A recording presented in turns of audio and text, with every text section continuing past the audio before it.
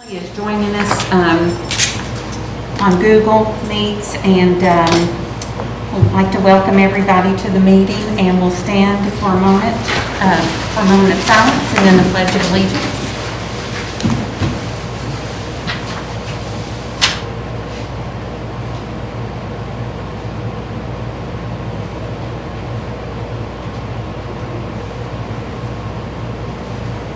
Now the pledge.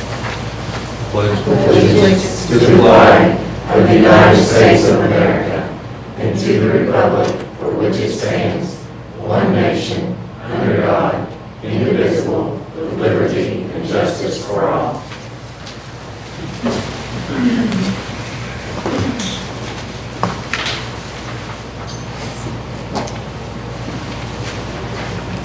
And we'd like to review and adopt the agenda.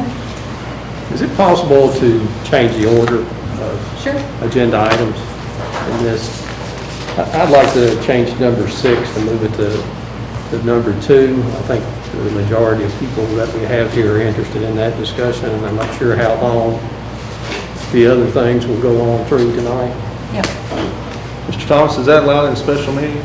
Yeah, we can, because it's an adopted agenda, because the items are on the agenda, they can be moved within the agenda order, but we can't add anything or change anything. Okay.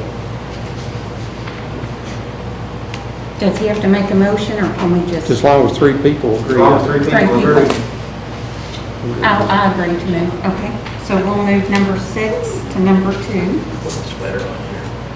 And then we'll just shift everything down.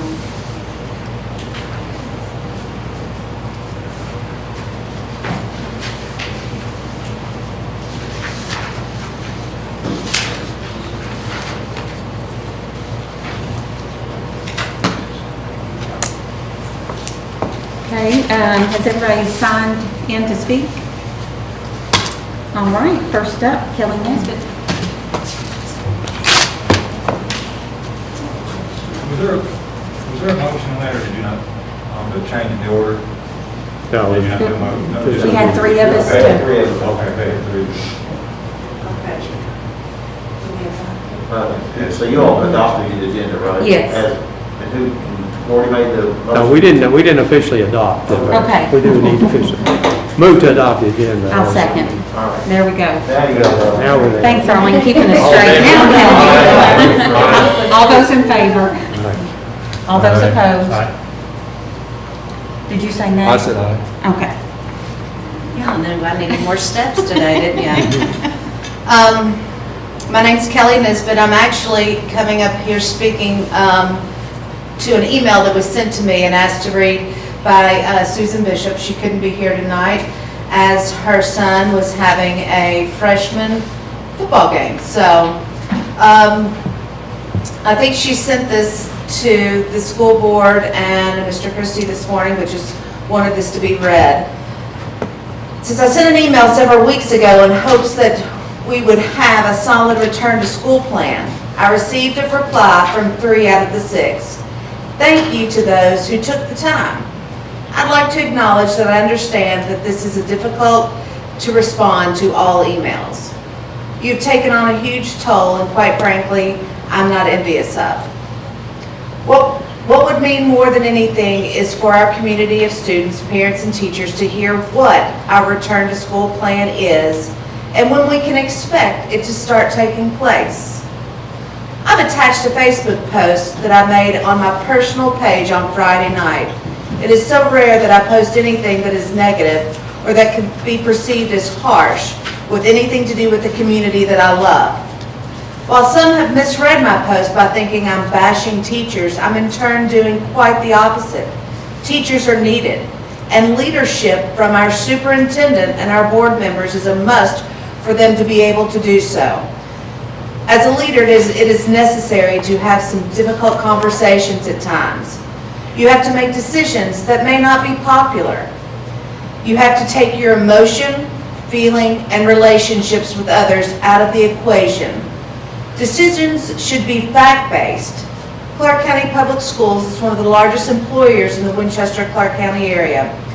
While the work environment environment may look different than other settings, it is a place of business. Why are we accepting that I'm fearful of becoming ill or I don't feel comfortable statements to shut our school doors? If a doctor's statement can be provided that deems it medically necessary that an employee shouldn't be working, then make accommodations. Just because someone has a broken foot doesn't mean the entire group around them needs to be on crutches. I've watched all the school board meetings. I've read the trash talking on social media by parents, members of our community, and by some board members as well. I've decided to share our experience with remote learning and why. Just a second, I've lost my place. And what with remote learning and what it takes and what takes place when you have 3 students enrolled in the Clark County Public School System while you are working outside of the home. I've now spent 65 hours assisting my boys with at-home school instruction. I'm not sure that they are retaining much of the academic core because there are so many other items to keep track of. Why are we not being more creative? Why is a hybrid model not being offered now? We've had months to prepare for the situation that we are in today. Can we not use the auditorium, auxiliary gym, basketball arena for some of in-person classes? For example, freshmen enrolled in algebra could attend a class twice a week, facilitated by 3 algebra teachers to provide instruction, show steps in problem solving, allow questions to be asked. There is plenty of room for social distancing. If we are expecting students to check email, log into virtual classes, then can't we expect them to follow the rules of distancing? Forms can be sent to be completed with the scan code provided to attend the class along with temperature readings. If someone isn't comfortable attending, then they can log in virtually or designate a teacher to instruct the virtual classrooms. Is the percentage of dropped classes higher this year than in the past? What about the No Child Left Behind concept? There are so many children with no support at home. What benchmark is being used to drive the revenue for our school money this year? Test scores, grades, attendance? What about the surveys conducted by parents and teachers? The voices clearly haven't been heard. We've had some amazing interaction with some teachers through this. There are several that have stepped up and have exceeded our expectations, and a few that have provided less than stellar effort. I'm not certain this plan is helping the majority of the teachers either. I will not be attending this meeting tonight as I hope to be in the stands for my son's first freshman game of the season. Otherwise, I would deliver my experience in person. Then she went on to let me voice what her post was on Facebook. I'm a mom, I'm a wife, I'm a daughter, I'm a sister, I'm a friend, I'm an employee. I've always tried very hard to balance it all, and for the most part I've done a decent job.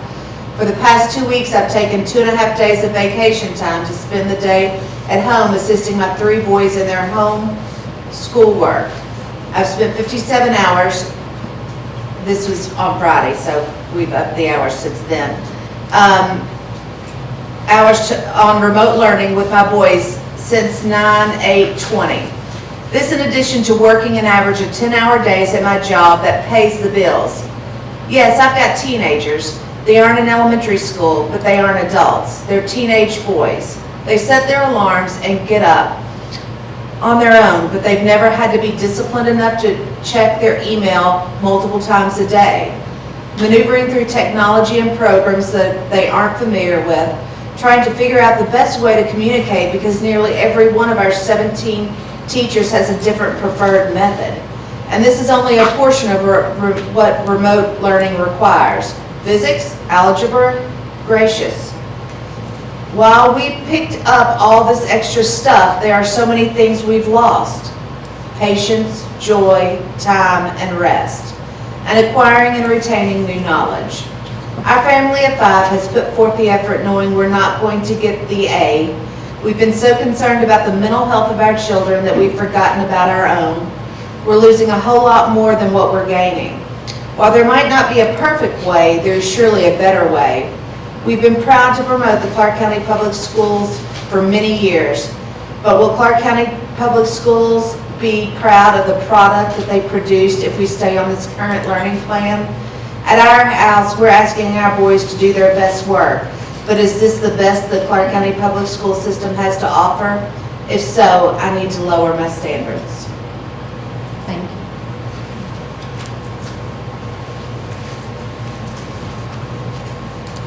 Aaron Lucas?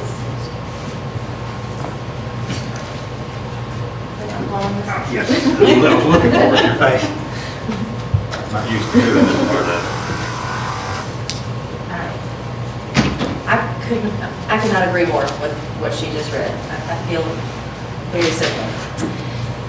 My name is Erin Lucas. I'm here tonight to be the voice for my middle and high school daughters. I've attended or watched all of the school board meetings, hoping for answers. As I watch surrounding counties go back, I can't help but feel angry and disappointed in Clark County for dragging their feet on returning. It's taking so long to make a decision, and now our kids are at an unfair academic disadvantage compared to other counties. We can't be that different from Mount Sterling. My girls are at the age where falling behind can be detrimental to their future in receiving college scholarships and acceptance. Virtual learning started off about as bad as it could get for my middle schooler. She was basically given an assignment. She had 7 to 9 days to complete. She got a pre-recorded video from her teachers. No online interaction, no teacher checking on her day to day, which was said previously that there would be eyes on every student every day. She was not getting any. Nothing for her to even get out of bed for each morning. I watched her enthusiasm for learning fade away every day. After myself and other parents reached out to the principal at RDC and let him know our concerns, Dustin Howard did the very best he could in a difficult situation. He did a great and super fast job at tweaking the virtual learning program, and now students, if they choose, can receive 30 minutes a day of live interaction from each of their teachers. My daughter now has a reason to get up before noon. Although many days start off with her not being able to log into her ELA class, or perhaps a teacher not showing up for their Zooms that day, it's also not mandatory for RDC kids to log on. So I hear from my daughter that many of her friends are failing and falling behind. We work every day to keep my daughter up to speed, but she's not thriving. She's not reaching her full potential this way. Every teacher I've talked to wants to go back in person, and my child needs her teachers. I'm left wondering how many don't log on and are falling behind because they just don't have to. I'm also watching my high school senior and her classmates miss out on so much. Part of their junior year and now their senior year taken away. This virtual learning is supposed to be keeping them separated and safe, but I want all of y'all to know they're not separate. They're all hanging together, and they're just not in a stable, safe educational setting that they should get from school. They need to be in a positive surroundings with their teachers and school activities. For now, they're bored and lonely, and many are getting into trouble that they most likely would be too busy for if they were in school. These teachers provide so much support and inspire students for the better, but they're not able to receive any of that right now. I fear so many bright students are going to fall behind and not reach their full potential. It's time to send them back. This is not safer for them. This is not safe. Give those that want the choice the opportunity to go back. And this is for the grandparents.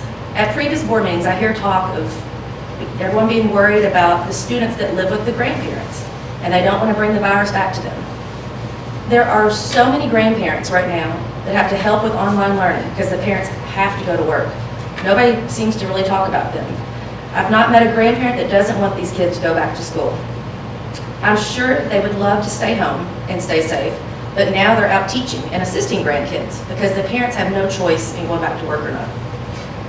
And lastly, in our town, we have St. Agatha, we have Calvary, they've gone back and they're doing fine. If a problem arises, trace contact, self-quarantine, my family should know we've survived COVID and we have the antibodies to show for it. I've been quarantined twice and we survived and we were fine. It's no fun, but it's the way we're all going to be living for a while. I'm not going to stop living and I'm not going to stop fighting for my kids to have the education they deserve. Thank you. Brian Sutherland.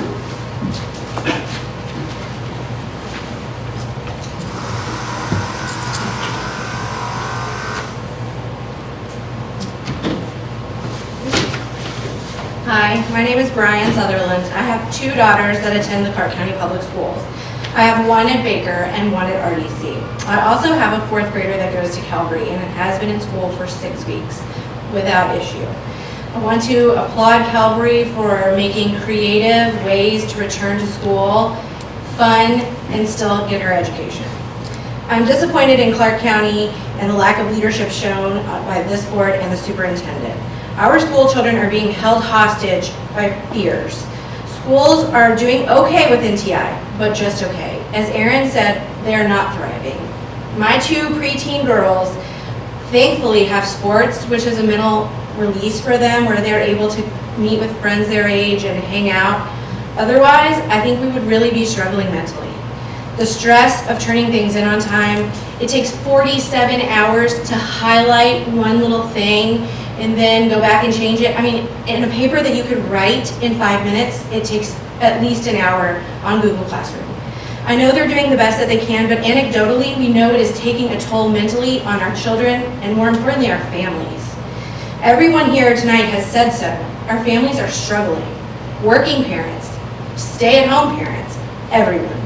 I am here to demand a creative way to get our kids back to school. It can be done. It has been done, and it is going on across our state, and even in our town. Our kids deserve it. And I am pleased with my kids' education at Baker and at RDC, and I just want to applaud Josh Mouse. He is a fantastic leader. He runs that school better than the Chick-fil-A drive-thru. Everything at that school, the teachers are on the same page. He's on the same page. My kids are on the same page. I could leave and my 6th grade daughter could educate herself because of him. A leader is someone who is able to encourage everyone else to do their best. And instead, in Clark County, I see everyone fighting. We're not united against our education. I know that plans will change, and I understand that. Nobody expects for you all to make a decision and it be that way forever. Everybody is willing to go day by day. Our kids who are playing school-sponsored sports changes every day. Some schools can't play because of this, well, they change and make another game. And we're fine. Everybody is flexible and everybody is showing grace. I do think that all I'm asking for is a choice. I know that some people are not comfortable returning, and that's okay. But all I'm asking for is a choice and a plan. Our kids in Clark County deserve it.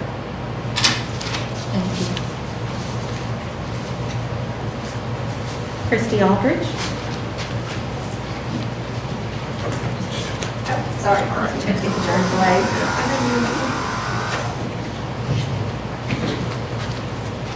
Hello. I'm Christy Aldridge, and tonight I'm going to speak on a different kind of type of scenario that most of us aren't used to hearing. So I'm an owner of Kids Discovery Center, one of the owners. We have served Clark County and their families for the past 14 years. We have ages 6 weeks until their 13th birthday. So we have elementary students and we also have Baker students at our center. Tonight I want to show you and speak on behalf of the children that are unseen. Most of our children here are seen because our parents are here being represented. You know, they want the best for their children. But unfortunately, that's not what is happening. So I have 30 children at my facility. I can have 80 public school students that I have planned for. We set up, you know, rooms we didn't know what to expect. We were closed on March 23rd and were allowed to reopen back in June the 15th. When we came back, we had to wear masks. No parents were allowed to be in the building, and we were at half capacity. And the reason I'm telling you this is because I want you to understand what the environment looks like. We have 241 parents. When we came back, we were allowed to have about 90. Right now, we have 130 students that are Clark County kids and 30 that are public school students. We don't wear our masks perfectly. I wish we could say that, the children have done great. They've wore their masks, but we're talking 8 to 5 every day, and I know that at school it would be a long period of time. They haven't worked perfectly. They pull them down, they pull them up, and the reason I'm telling you this is because there's been a large area for error. Since we've been open, since June 15th to the date of today, we have not had one COVID case. Not with our teachers, not with our children, and not with our parents. Daycares are known for having lots of germs, and it's impossible when you have a 1-year-old that's climbing all over you, you know, they've got their hands in their mouths and they're slapping you in the face, and so we're full of germs, we really are, and still no case of COVID. I know that COVID is real, my in-laws have it, I have a 90-year-old grandmother that I have to protect and take care of and take certain precautions, but one of the biggest things that I have noticed is since we've opened on September the 8th, we had a few glitches. We needed to upgrade our Wi-Fi because we had too many students trying to get on. So that was an issue for Kids Discovery and the 30 students that we have. We have different ages, we have different teachers, we have different schools, we have different schedules, we have different homework, and I have 1 teacher to 2 teachers that are in a classroom that is trying to meet the need of every student at every class, on every schedule, get their homework done. It's impossible. I totally understand teachers' lives matter, they really do, but so do my staff that are having to step up and try to do this work. We're not teachers. We're not teachers. My IEP students, I've begged people to come in and look. Help us log on. Help us. I've got one little boy, it takes him 10 minutes to even just log on. And when you're having to get everybody logged on, because my goal is, you know, a lot of my families are low income. They're low income families. They have, raised by grandparents. A lot of them are raised by grandparents. So my goal at Kids Discovery was to make sure that the homework was done before they got home, because that was just another burden that these parents didn't, need on their plate. But that is so hard.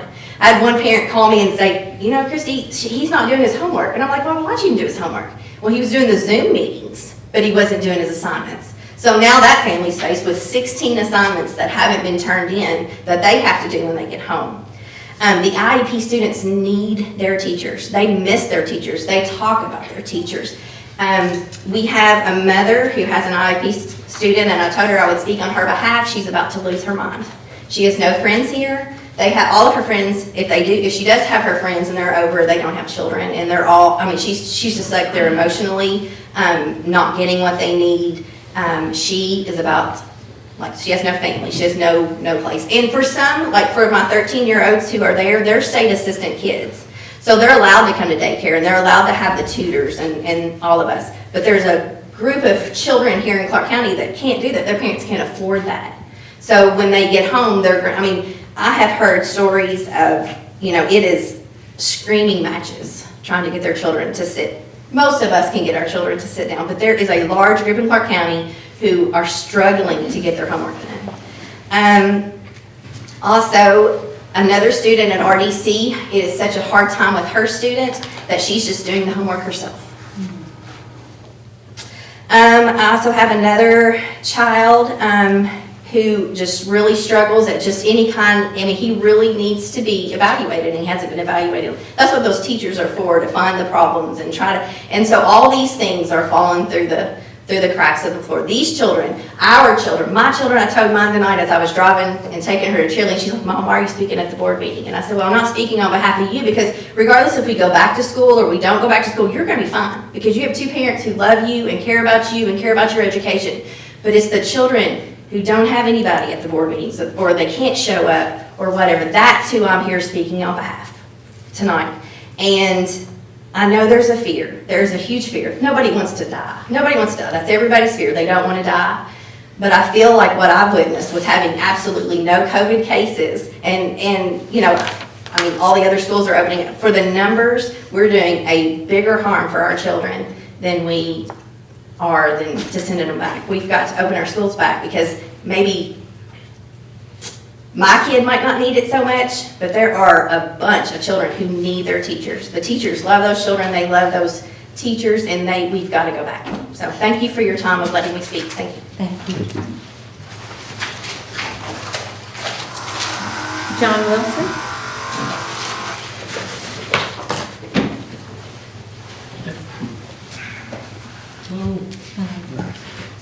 Just to recap, John Wilson, I'm with KHI, the Kentucky Health Information Exchange, where all of the state labs, we're onboarding all of the state labs to send their labs electronically through us to the Department of Public Health.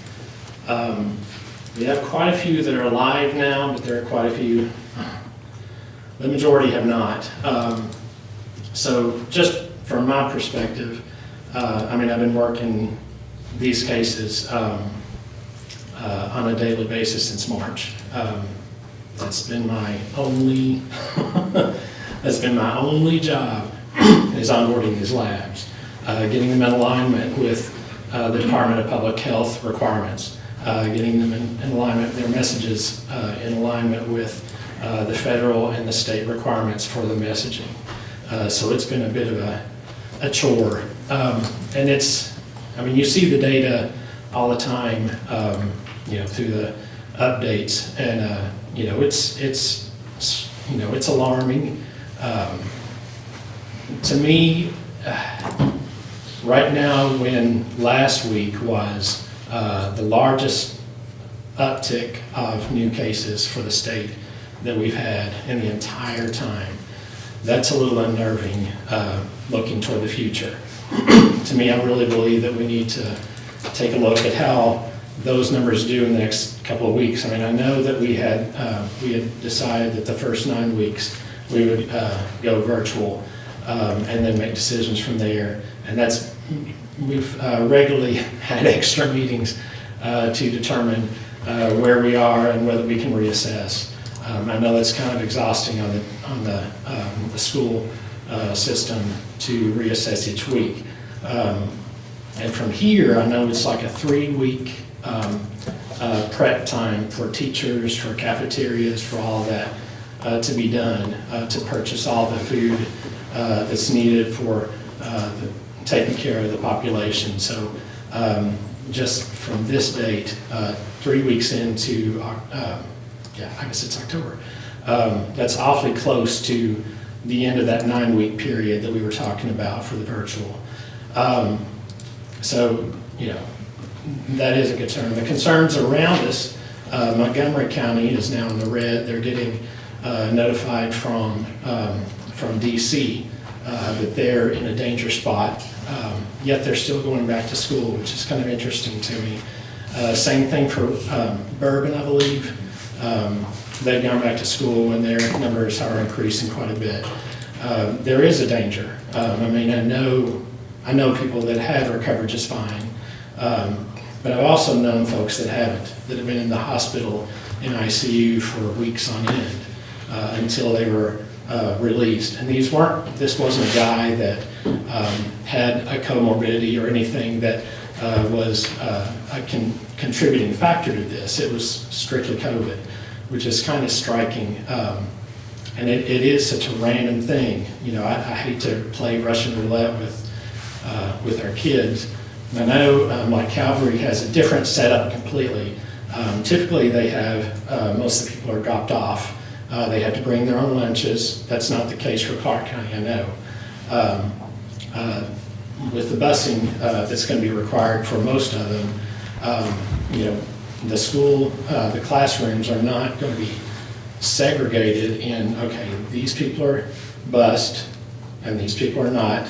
The ones that are brought to school are less likely to catch something from the bus, but when they get to school, they'll be sitting right next to the kids that have been bused as well. I mean, that's nothing to look down on or anything. That's just a situation that we're in.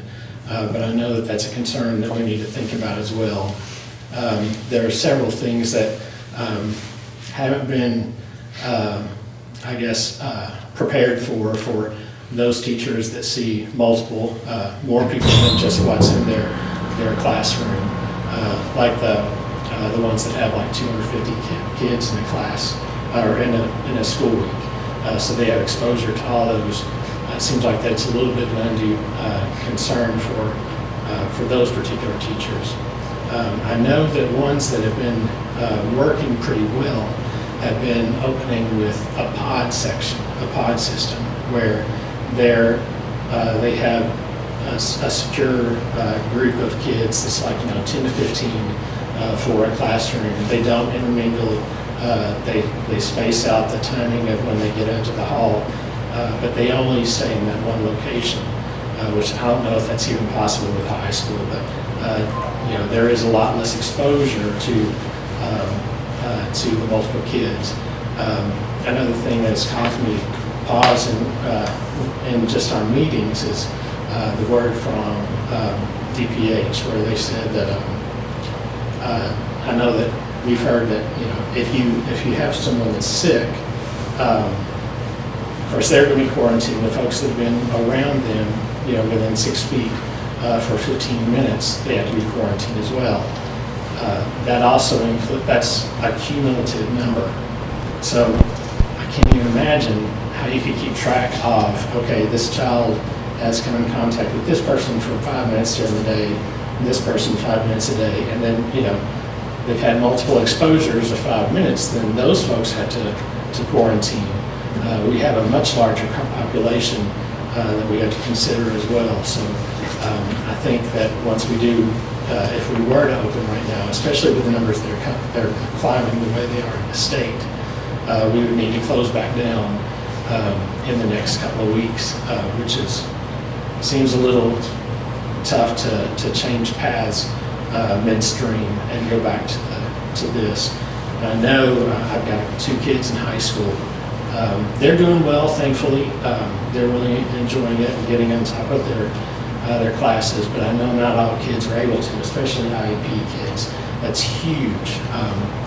And, you know, I'd like to really consider that for, you know, finding some kind of a special setup for those kids in particular, and the ones that are falling through the cracks, because that's a huge need. For those where the family, the parents are involved in the kids, it's not quite as concerning outside of the IEP realm, but for those that we can identify as being a high risk socially, educationally, it'd be a good thing to focus on addressing their needs in particular, because, you know, we don't want these kids to fall through the cracks. That's something that we can make adjustments for, I believe. So I think that's about everything I wanted to mention, but feel free to ask any questions if you have any questions about how the data flows. I just wanted to mention those numbers. You know, you may hear folks say, "Oh, well, those are inflated numbers." That's not the case at all. Like I said, we've been doing this since 2009 for all kinds of data feeds, from immunizations to syndromic surveillance to labs. This is just one of our things. You know, this is the latest important thing to take care of. We've done tracing on stuff that happened with the eclipse, where everybody came to go to the eclipse, and we had to watch for the contact tracing there. Same thing for watching for outbreaks from the Derby. So this is just another thing that we're trying to keep track of. But just to give you an idea, we found out last week that one of our labs that's gone live, it's one of the bigger ones that has a big footprint in our state. They have added 150 locations, but they forgot a mapping in their software. So there are 150 locations that we were supposed to get data for lab feeds, but haven't received a thing. So that's 45,000 lab messages, lab results that we have not received, including positives and negatives. So that's just to give you an idea that, you know, the numbers are not complete, but if anything, it's below what the actual numbers are. So just give you an idea of that in the future, as you consider for the future of this. But thank you so much. Thank you.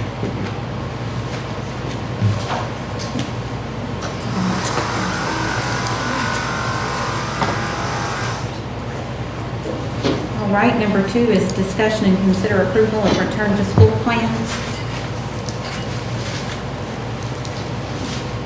If you want to leave that, your name's on it. I'd be happy to start with it. My name is on it, mostly because I wanted to get the issue back up every week, because I think it's critical that we continue to review this, because it's a changing it's a changing dynamic. Certainly today on the 28th, there's quite a number of districts that have opened up and that have announced that they're going to be opening. I find the information you shared regarding Montgomery County interesting because they did open, I believe they've opened today on a hybrid schedule. I think Jessamine County is on a mostly in-person, but a hybrid for their high school. I know that Scott County, who we had the pleasure of visiting on, no, maybe it wasn't quite a pleasure, but deep towards the end on Friday, is they've announced in mid-October that they're going to be opening 5 days a week.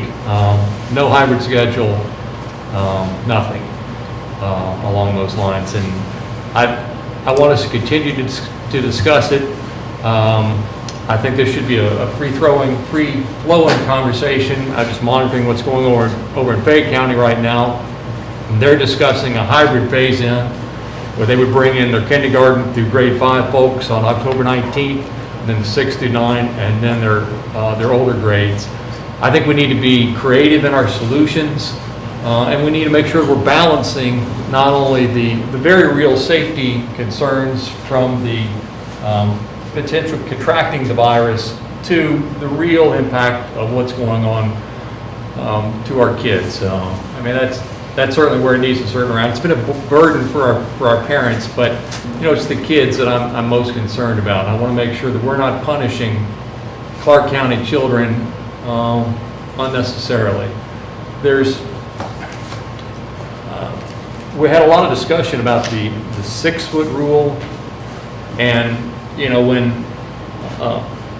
when Scott County announced that they were going to be opening in person, I just ran this through my head of what's the chance that Scott County is going to be able to achieve full 6-foot spacing throughout their entire school system. And they're a growing district, and I think the answer that we all know, and I confirmed it by talking to their board chair, is they're not going to be able to achieve 6 feet. They're going to shoot for that. That's going to be their target. But the Healthy at School Team Kentucky Healthy at School expectations. If you don't mind, I'll pass this out. You don't have to touch it if you don't want to. If it would get might have any germs or something like that on it. But it specifically says under the expectations, number 1, increase space between students by rearranging seating to maximize space between students to be 6 feet or greater. We all know that. But it goes on to say, if the physical space in the school does not allow for spacing students' desks 6 feet apart, then space the desks as far away as possible. This is a critical if that I think we don't want to miss. The World Health Organization, they're at a 3-meter rule. Depending on what country it is, it varies certainly between I misspoke, I'm sorry, a 3-foot rule. So they're on a 1 meter rule, World Health Organization, and depending on what country it is, it's going to vary somewhere between the 1 meter and 2 meters. Some are 1.5 meters, et cetera, et cetera. I thought there was a good article in The Lancet that went way over my head discussing whether it should be 3 feet or 6 feet or whatever, and the editor said that the debate about the 1 meter, 2 meters is missing the point. What matters is a combination of the prevention methods of physical distancing, hand washing, respiratory hygiene, face masks in enclosed spaces, and avoiding mass gatherings. 2 meters is not a magic bullet. And to me, I think the most important thing that I want to emphasize as we have this discussion is a quote that's attributed to Voltaire, which is, "Perfect is the enemy of the good."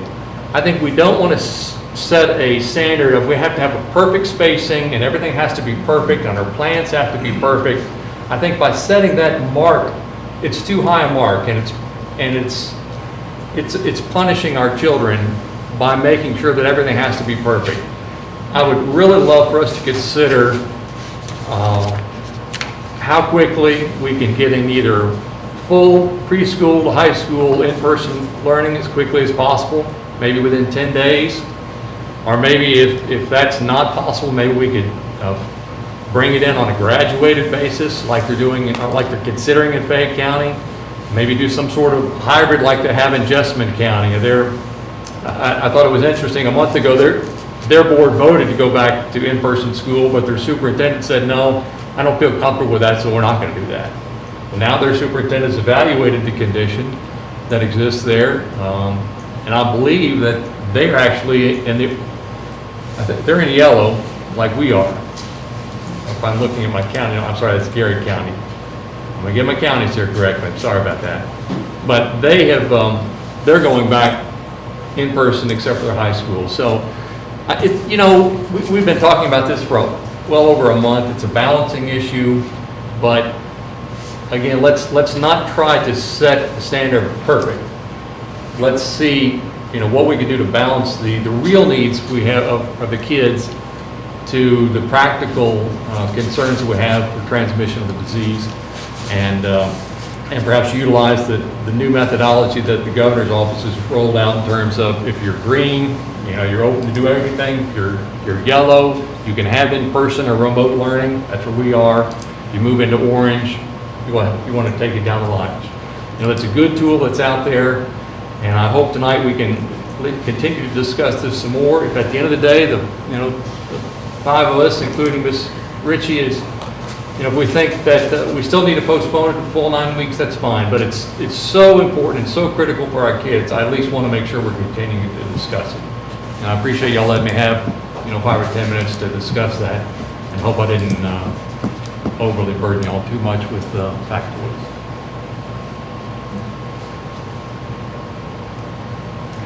Mr. Christie, can you give us you shared this document with us, but can you review this, so everyone in the audience and at home listening can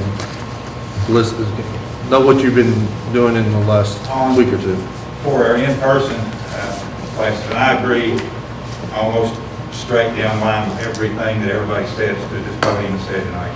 And there is nothing that I, like any young parent, would love more than say, a week from today, we're going to have everybody back in school. I would love that. Everybody, the teachers' lives, the administrators, everybody's lives would be better, including the kids. And so I do agree with that. I know there are some shortcomings, we're continuing to work on those. But a week ago, let me go back 2 weeks ago, we weren't bringing any kids in virtually at all. We were just starting to work with their SPED kids. And I want to say now the students with IEPs, we're actually sending buses out, picking those kids up and bringing them in. We're meeting with those 5 days a week. There are kids coming in on buses, and the teachers are meeting with those kids 5 days a week. That may not be the same child every day, but their IEPs are being met each week. We went 2 weeks ago to just having just a few of those students coming in. Last week, when we discussed it, your direction to me was to continue to move forward, to start trying to bring students back. Last week, we had 150 students in, or week before last, we brought in 150 students in person. This week, we've had 620 in person, live, during the school day. All the while, we're only allowed to have them for 2 hours a day right now, according to CDC guidance. With public schools, we can have them for only 2 hours a day. Now, today's the 28th, that number is lifted, so now we can have them as long as we need to. So our goal for this the week that we're currently in is to at least double that 620 kids, at least double that this week. Our plan is to move forward and continue to do that. We'll be making an announcement a little bit later. We're going to move our lunches. Instead of the lunch deliveries, we're going to move them back to the schools. The parents can pick up there. That's so we can free our buses up. I want to start putting more kids and allowing each school to have at least 2 or 3 buses that they can schedule and start to bring some kids back in. Our goal then would be on the 12th, we'll have the lunches back in the schools. That gives the schools some buses. They'll have kids scheduled to start coming in. We're going to increase those. I want to continue to increase until we get to the end of the 9 weeks to where we're servicing or seeing in our buildings at least the amount of the population we came back on a hybrid schedule. And we're doing this, we've slow rolled everything we've done. I think we're yellow for a reason here still. I know some of these other districts went back today and they've got decisions to make tonight. How are they going to stay that way, or are they going to continue to do this? I don't know what they'll do. I don't know what Faye, you're talking about the hybrid up until a few minutes ago. Faye was talking about being out for the entire school year. So I don't know, everybody's all over the place. We want to get back. The plan that we've got in place would mean that at the end of the 9 weeks, our plan, I don't like the hybrid. I would rather see us get back everybody back that wants to come back. I'd like to see every parent have a choice whether they want their child back in school or not back in school. You've got the numbers, I've got some high school numbers that I can give you a little bit later. They're a little bit incomplete, there's still 5 teachers, about 300 students still left to report. The numbers that want to come back haven't changed that much since we did this 3 or 4 months ago. They've not changed that much. We were at 67, 68%, we're now about 72, 73%, or a little bit less, somewhere in there. So they've not changed that much. Our plan would be that the 9 weeks ends on October the 29th, by October the 30th, if we can't come back in person. And again, I'm hung up like a lot of places are on this 6 foot. When you all tell me that 6 foot does not matter, we'll move it, we'll go different. When you tell me 6 feet doesn't matter, when you say it's okay to do less than 6 feet. But right now, I'm operating off the CDC and Health Department guidelines that says 6 feet or greater. So when that is made clear that doesn't matter, then that puts a different perspective on things. But right now, at the very least, on October the 29th, we'll be prepared to start back an AD hybrid schedule for all students in the district. Students, we're in the process now dividing them up by household, and we'll have to talk with some households because there's reasons why a family might want both of their kids. If they've got 3 kids and one's a young, they might want 2 of their older kids to be on separate days a week so that those older kids can provide daycare for them in the home. So we're looking at all those things. But we would have them divided up, and our plan would be on October the 30th, Group B would come to school. For regular schools be on the regular schedule. That Group B is half of the population that wants to return. And Group A would be the other half. On October the 30th, Group B would attend classes. On November the 2nd, which is Monday, Group A would attend class. November 2nd is election day, we're out of school that day.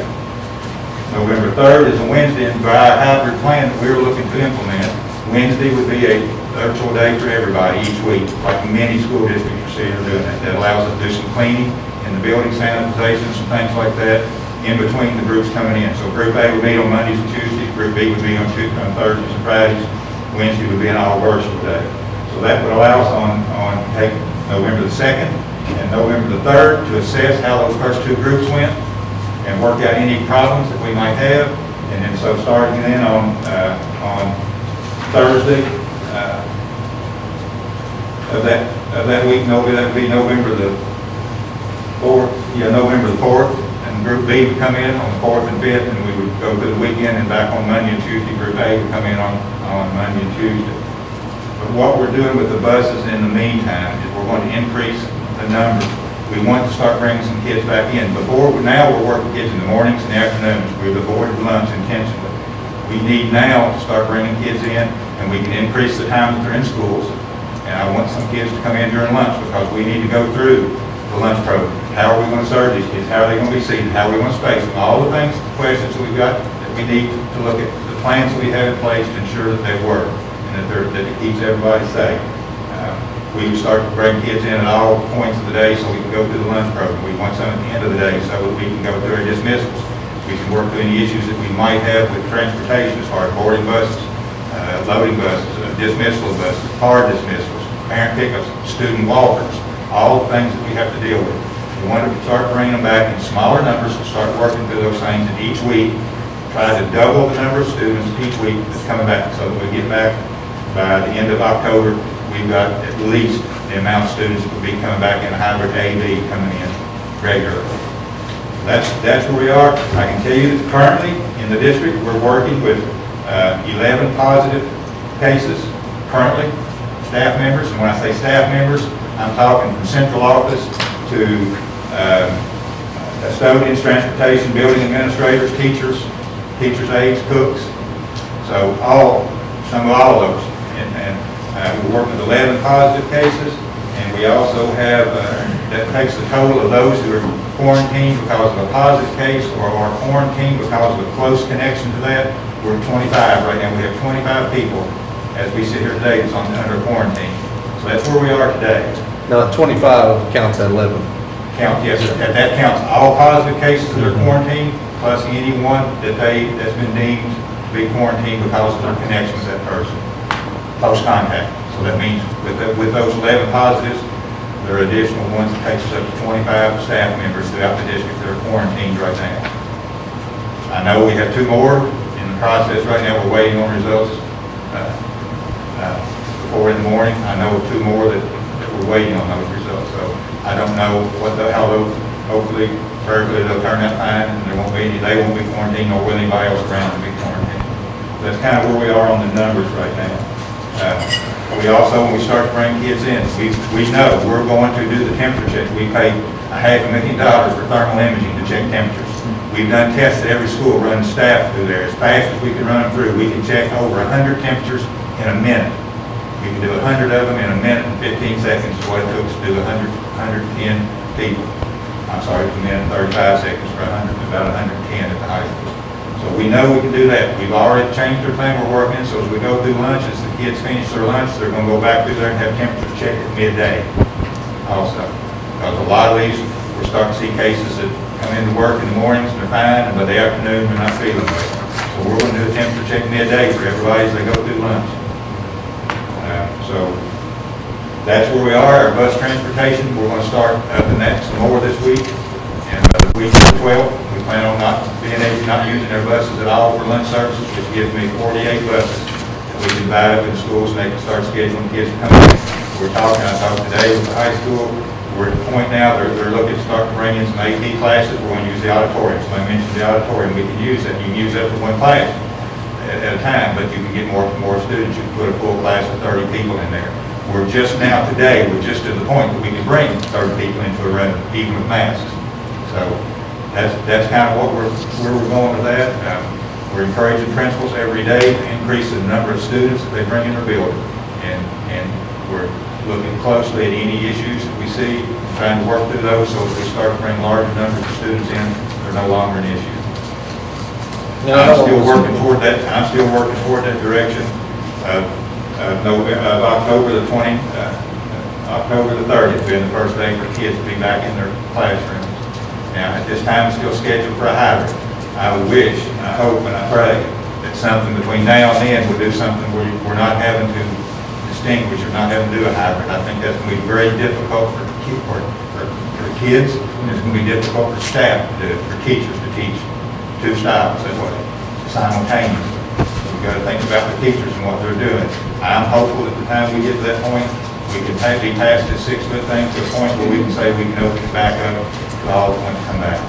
Well, you say 2 groups, it's really 3 groups. Yeah. Because you're going to have B group, and virtual group. Yeah, A, B, and virtual. Yes. So I don't like just personally, I don't like the hybrid model either, unless it's a hybrid where you have everyone coming in that wants to come in on one day, and then the next day, I think Jasmine's kind of doing that, or is Jasmine? I saw a video where they have a hybrid model, they're calling it hybrid, but they actually do all in person on like a Monday, and everyone virtual has a program or has their assignments on that Monday that's all virtual. And then Tuesday, the people that's in person, the students in person actually don't come in.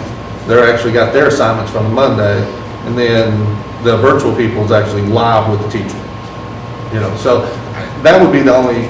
I think we're asking a lot of We're still teachers looking at how the virtual pieces work, but because there's getting to be so many hybrid versions of the hybrid out there now that they're trying now, and we're having the opportunity to look at some of these. Yeah, I just don't want people understand it's not 2 groups, it's really 3 groups. A group, B group, and virtual group. So teachers I will be think able that's, to deal with all 3 simultaneously. and I think that's all. I don't know if someone has more experience than I do, or I don't know how they can do that. I think Mr. Peridot even maybe mentioned that in the last meeting. So I think in the last meeting, I just want to kind of recap from the last meeting. I thought that we had agreed to continue virtual, continue to review these, and there's and I know Dr. Stack has pulled back the dashboard that's supposed to be live today. It's live today, they got a meeting at 9:30 in the morning to revamp it, so we didn't make it a day through it. To add additional information on it that's not on there. And if that goes live tomorrow, that almost gives districts gives us for the October 12th date 2 weeks to see how we do, because I haven't noticed the numbers. We are going up a little each day, it seems, in Clark County, but Clark County's done really well. We're like at 7.5 today, but last week we were in the 5s. And Laurel County, just for information, 2 weeks ago, they went all in person, and they were around 12% or 12.3 or something like that, and now they're in the red within 2 weeks. So, I believe we have, I know that you're doing and you're rolling out the plan. I still think a conservative and cautious model is the same, but I would like to see us be back in person by the end of the 9 weeks. If the numbers, hold, if the numbers prove that. And I think on the October 12th meeting, we'll have 2 weeks of that data to know the direction we're going for that. And if we want to put out a date, I know the public says we don't have a plan. We've had a plan. We've had a virtual plan. I know it's not been the best in the world. Or some people have good experience and bad experience. But there has been a plan, and there's been plans moving forward. But I think, and I could be wrong, but it seems like everyone kind of wants a date to shoot for. And maybe we look at shooting for a date. The date I'm working off of right now is return to AV hybrid on the 30th. Now, and everything that we're doing is we're doing it to increase the numbers to help make that more successful and possibly even do more than a hybrid on the 30th. That would be my goal. I would love to have everybody wants to come back to that. And I am with Mr. Heisel on the 6-foot rule. There seems to be a little bit of contradiction going on out there about the 6-foot rule. I think that should be almost a goal and not a definite 6 foot. I don't think it's reasonable to keep kids away 6 feet all day anyway. But I think that should be a goal, but not a must. Well, and I think if you're using the data from parents that are here that have been successful in that, not being able to stay 6 feet apart without cases. And I think that's been true for not only your location, but for Bose and for Calvary and for St. Agatha. They took those steps. And if we look to them to learn from, then I would feel comfortable saying where we can stay 6 feet, but let's not let that keep our children from being educated from the people who know how to do it best. And I just wonder, on the thermal imaging, has that caught some of the cases that have? Yes. Okay. Some have shown there, and of course temperature is not the only way to do it. Sure. Some of those have shown up as temperatures and were sent to the doctor, tested positive. Yes. So if we say we feel comfortable with the 6 foot being just where possible, maybe to have everybody in person that's comfortable coming, and those that are not would still stay virtual, to come back as that kind of hybrid plan instead of an A/B. It would be more of the. I'm all for getting as many back in as we can as soon as we can. I don't like dividing households, dividing the county, and I don't like that. I would love to see it to a point where parents have a choice, the parents get to make the choice. Either my child's going to go to school or my child's going to do the virtual platform. Because, looking at this sheet that you sent out or gave us tonight, looks like, 6 feet could be close to being impossible at Justice, in some areas, due to the fact that you got over 32% is elected to go distance learning. But maybe at Campbell at 14%, you might not be able to do that everywhere. And I don't see any numbers for Tennessee. Anything above 50%, you're not going to be able to maintain 6 feet in every classroom every hour. Now, there may be classes throughout the day that's a low number in that particular class, but yes, it might work. But at 50% or more of your population, you're going to have classrooms. We we can't maintain the 6 feet.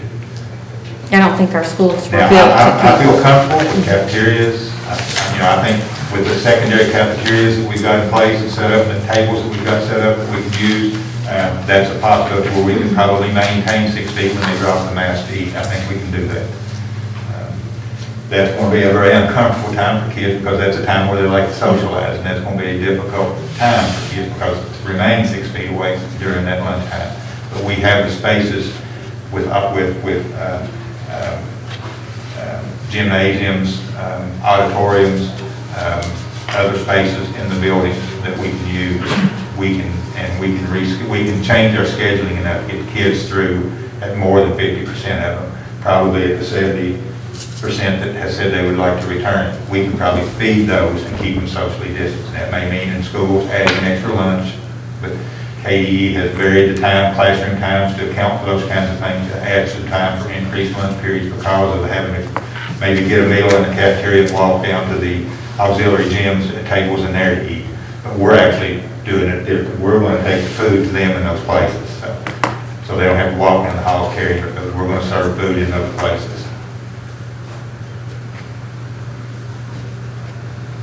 So what do you feel comfortable with, and your staff feel comfortable with?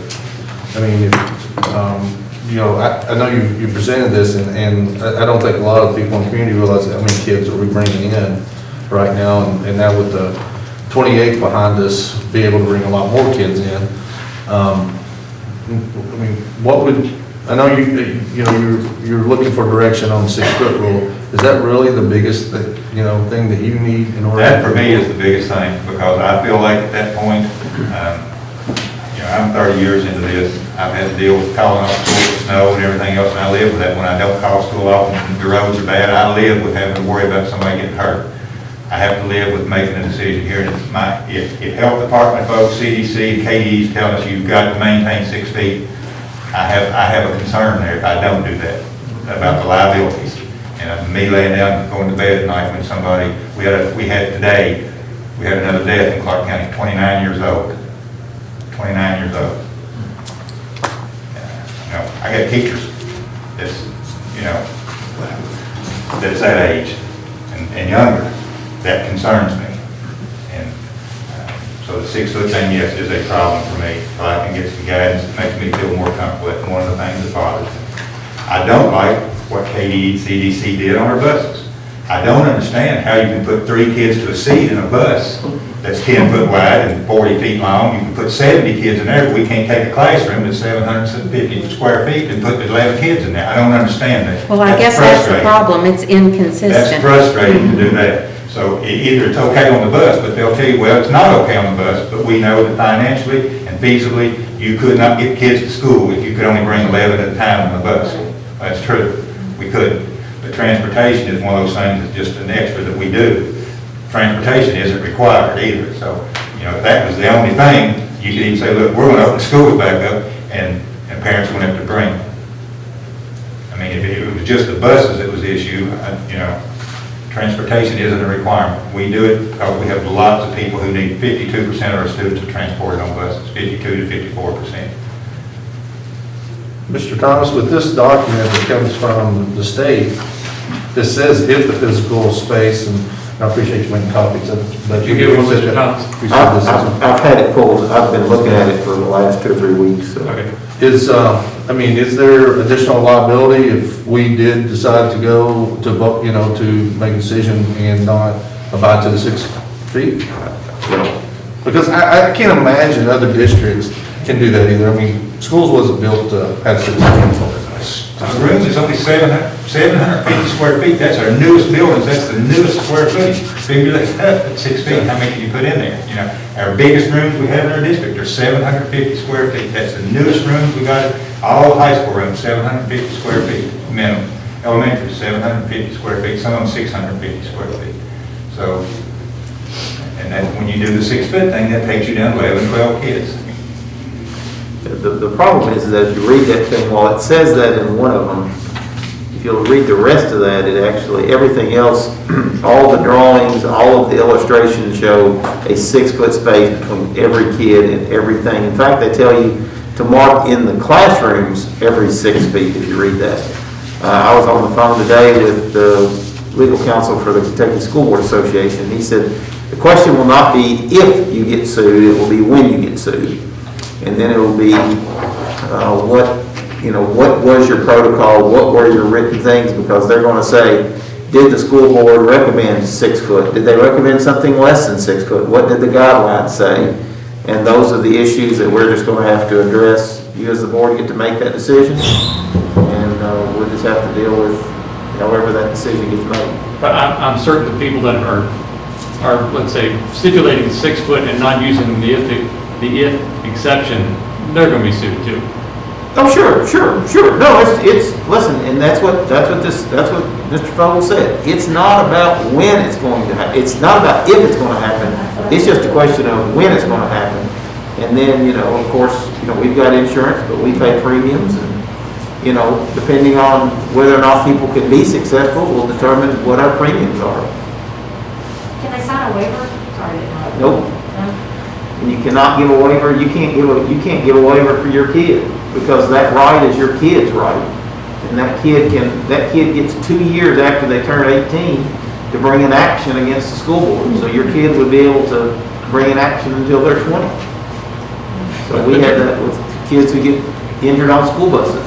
But Bill, Mr. Tobin, you raised an excellent point, that the schools were not built for 6 foot, for the separation. So, sometimes you have to use a black box model. You don't know what's going on in the black box, but there's a 6 foot suggestion, and then you have scads of school that are opening up 5 days a week, like the example in Scott County.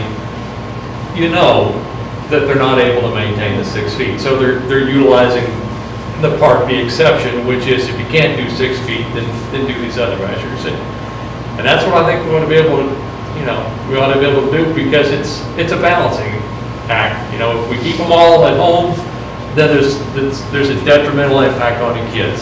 So we're going to have to take some level of risk on, because there's risk in everything in life. There's risk in driving to Walmart in the car. So I think we know in our hearts that, Greg Dunbar wouldn't allow schools to be built to be able to handle 6 foot spaces, so it's just not happening. Bullitt County, in one of they had a tweet over the weekend where they talk about that social distancing is 3 to 6 feet. That was they brought the dirty little secret out in the open, and I think that's kind of what we're dealing with, is everybody's whispering behind the scenes of, we can't get 6 feet, let's do the very best we can, and I want us to do the best we can. But it's like saying, well, the speed limit is 7 miles an hour, and I'm going 70. It's like, well, Scott, you can actually go maybe 72 if you've got to get in a hurry to go up the next exit, or something like that. That, there's a goal, and I want us to shoot for that goal the maximum extent possible, but I don't want it to be at the detriment of hurting our kids. And I think that a strict adherence to just Part A of it is hurting the children. I know we had discussion too at one point about maybe taking the children back through the thermal imaging to check temperatures halfway through the day. And maybe that would be something, that we could allow time for, that would. I think that's what, you mentioned that at lunch? We're going to do that. Yeah. Whenever we do come back, and when we start having kids in, it's there during lunch. If they're there all morning, they're there at lunchtime after they finish lunch, they're going to go back through the thermal scan just to double check. And if that's proving to help us catch, It has helped So, us catch some. at least we Now, can. but our staff, we just do in the mornings when they come in currently, because it's just staff in the building, they're pretty much spread out and protected. But when we've had some come down, they'll go back through and check and show them the temperature, and they immediately go to the nurse's office, and then we go from there. So, and we know, I'm a parent, I'm raised 3. There are times that, when a child gets up in the morning, he's got a little bit of a temperature or something, he gets some Tylenol, say, let's go. We got to go to school. So this is something that, this can help with that. If somebody is taking something, then it could show up a little bit later in the day too.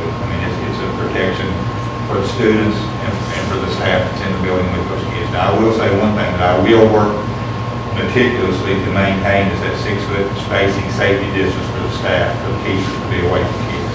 They have it. They choose that if I walk over and start doing one-on-ones, you know, but I want to have a safety net for them so that no one feels like they have to expose themselves to that less than 6 feet in the classroom on a regular basis. And we have that, by the way we've got our rooms laid out right now, that's taken into consideration on the chart that you were given that gave you the numbers at each room, the capacity for every room in our district. We told kids that we gave you the capacity for those.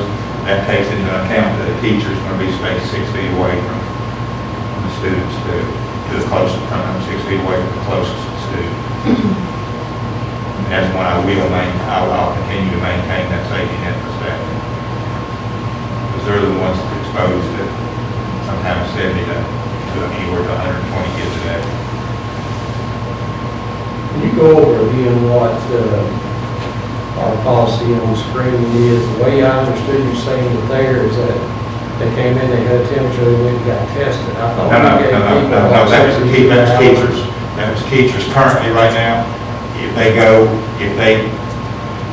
Our procedure for students when they come in, they will come through, they'll be scanned. If they have. I'm just talking about people we have right now. Yes, I was just talking about that. Just adults. Teachers. And the teachers come in, they go through the thermal So scan, they go through the same our process. girls, when they get screened, they have temperature there, they have to go take a test. No. If they come in the morning and they have a temperature, they move to the side for 2 to 3 minutes to let their temperature adjust in case they were in a hot car or, you know, and then they come through again. If they come through that second time and they have a temperature when they come in the morning, they immediately go to the isolation room and they're going to go home. They're going to go home and we advise them to seek medical attention. They go home. 24 hours later, they can come back in. If they don't have a temperature, they go work. If they do have a temperature, we send them back home. We notify the health department they've been in 2 days straight with the temperature, and they work with the health department. It will be the same process for kids. If a child comes in the morning and they have a temperature, we put them aside for just a few minutes to let their temperature adjust from being on a bus or somewhere or in a car, and then we'll do the thermal scan again. If it's okay then, they'll proceed to class. If it's not, they'll go to the isolation room, and at that time, we'll call the parents to come and get them until they have a temperature. We check it twice, they have a temperature. They have to go home for 24 hours, and they can come back the next day. The parent has to accompany them back, we'll check the temperature. If they're okay, they go to class. If they're not, the parent has to take them back home, we notify the health department. And it's up to them to be whether they're tested from there or not.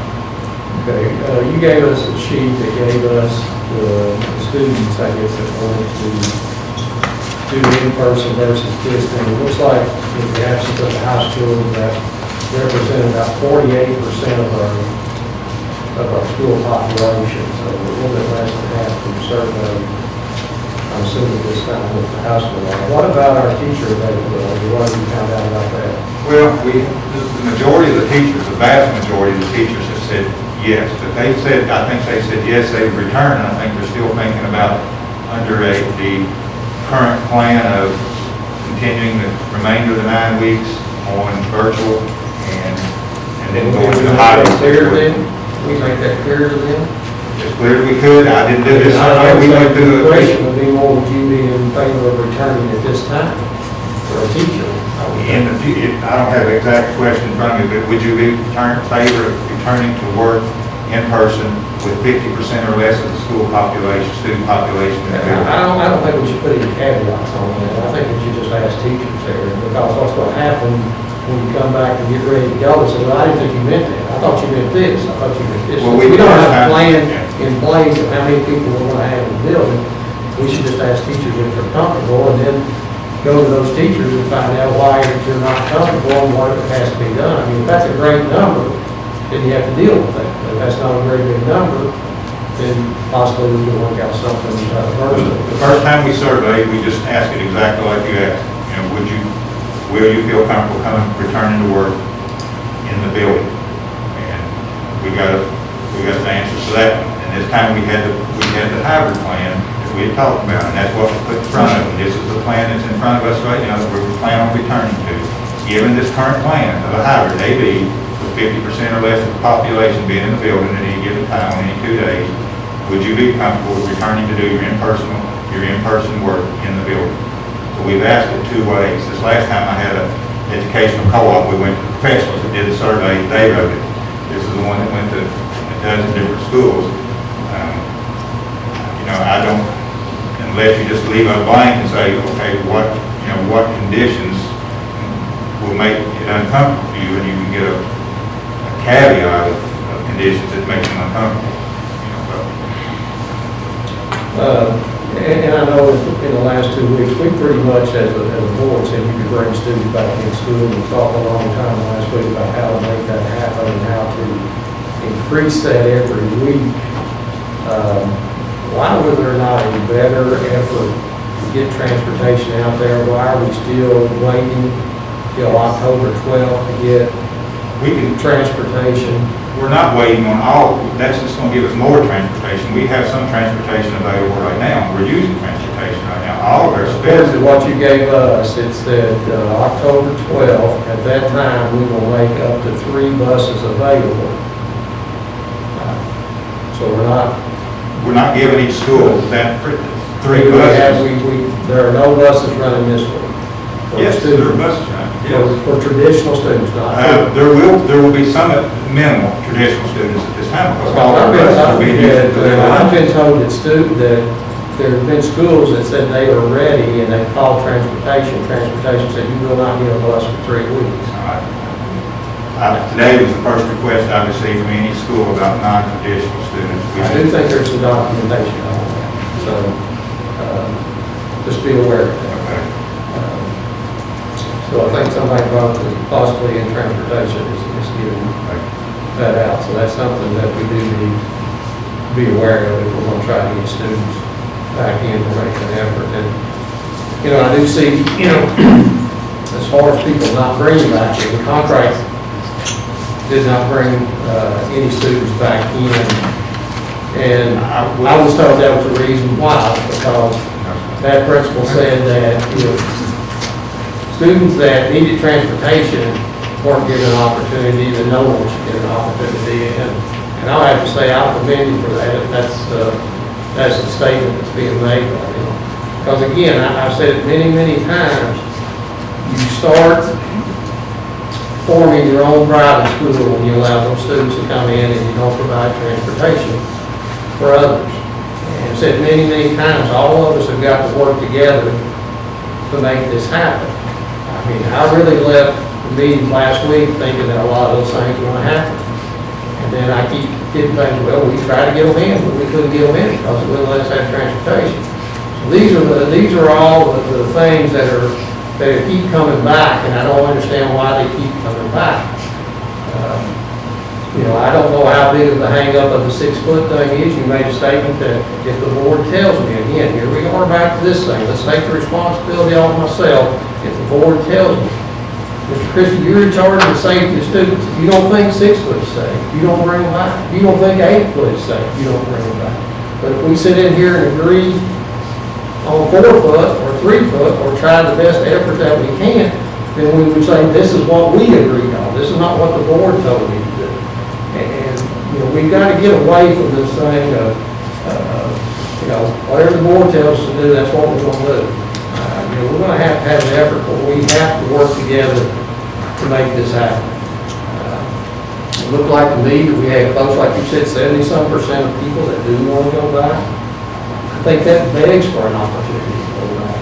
I think the board gave you a great way to be creative on finding the way back. In other words, we're not saying we're coming back however tomorrow. We're saying, show me how you get as many students in as you can. And not a contest, as I said before, but you feel good about it.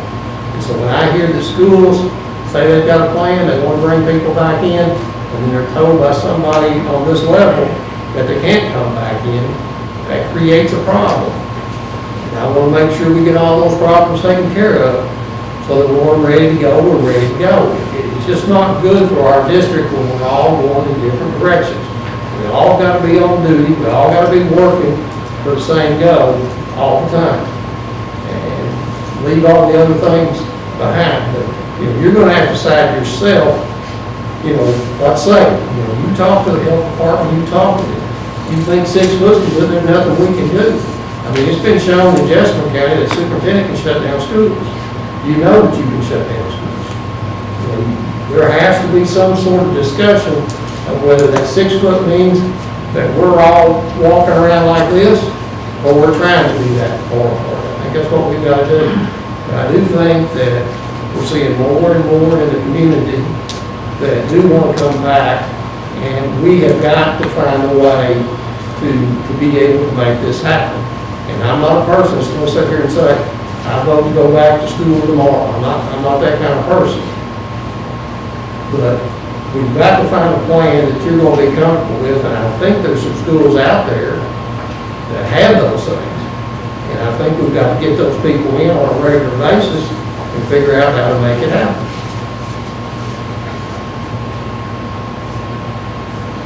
Another question I had that I was just asked, and I know we have a daycare person here, are we delivering meals to daycares? You know, I thought we talked about that at one time, that we would be dropping off meals at the daycares, because they have a lot of kids that ours are seeing. The only daycares that they're dropping off to are if we have some of the parents that have signed up their children to receive it at the daycare. Now, so that would be the procedure if there is a daycare and they want to have school lunches, then they would contact their principal?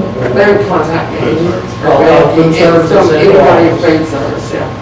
Then they would bring those meals there. Then we would do But I the think, sign-up we do process. have an area downtown where they've opened up, and I think they came in and spoke to us. They've got an area opened up where students can come. I don't know, they were having 20-some people. You know, some Yes. 20-some people come there, but they don't get lunches. Sometimes it takes more than I that. think it would be good if we brought lunches to those kids at that time. So, they just have a hotspot opened up, early, what is the name of their business? Clark County Child Development. Child Development. I think they opened up that spot where they had 20-some kids or something that are coming in on a regular basis. I think if we're able to get meals to them, that would be good. My biggest concern that I have right now is just the lack of transportation and why that hasn't happened and why the miscommunication coming back and forth, because I thought, from what I heard from you, that was going to be an effort. And we're not going to, I mean, if you got 50% of the kids that have to ride a bus, you know, you're going to have to make an effort to be able to get out there and to get those people there.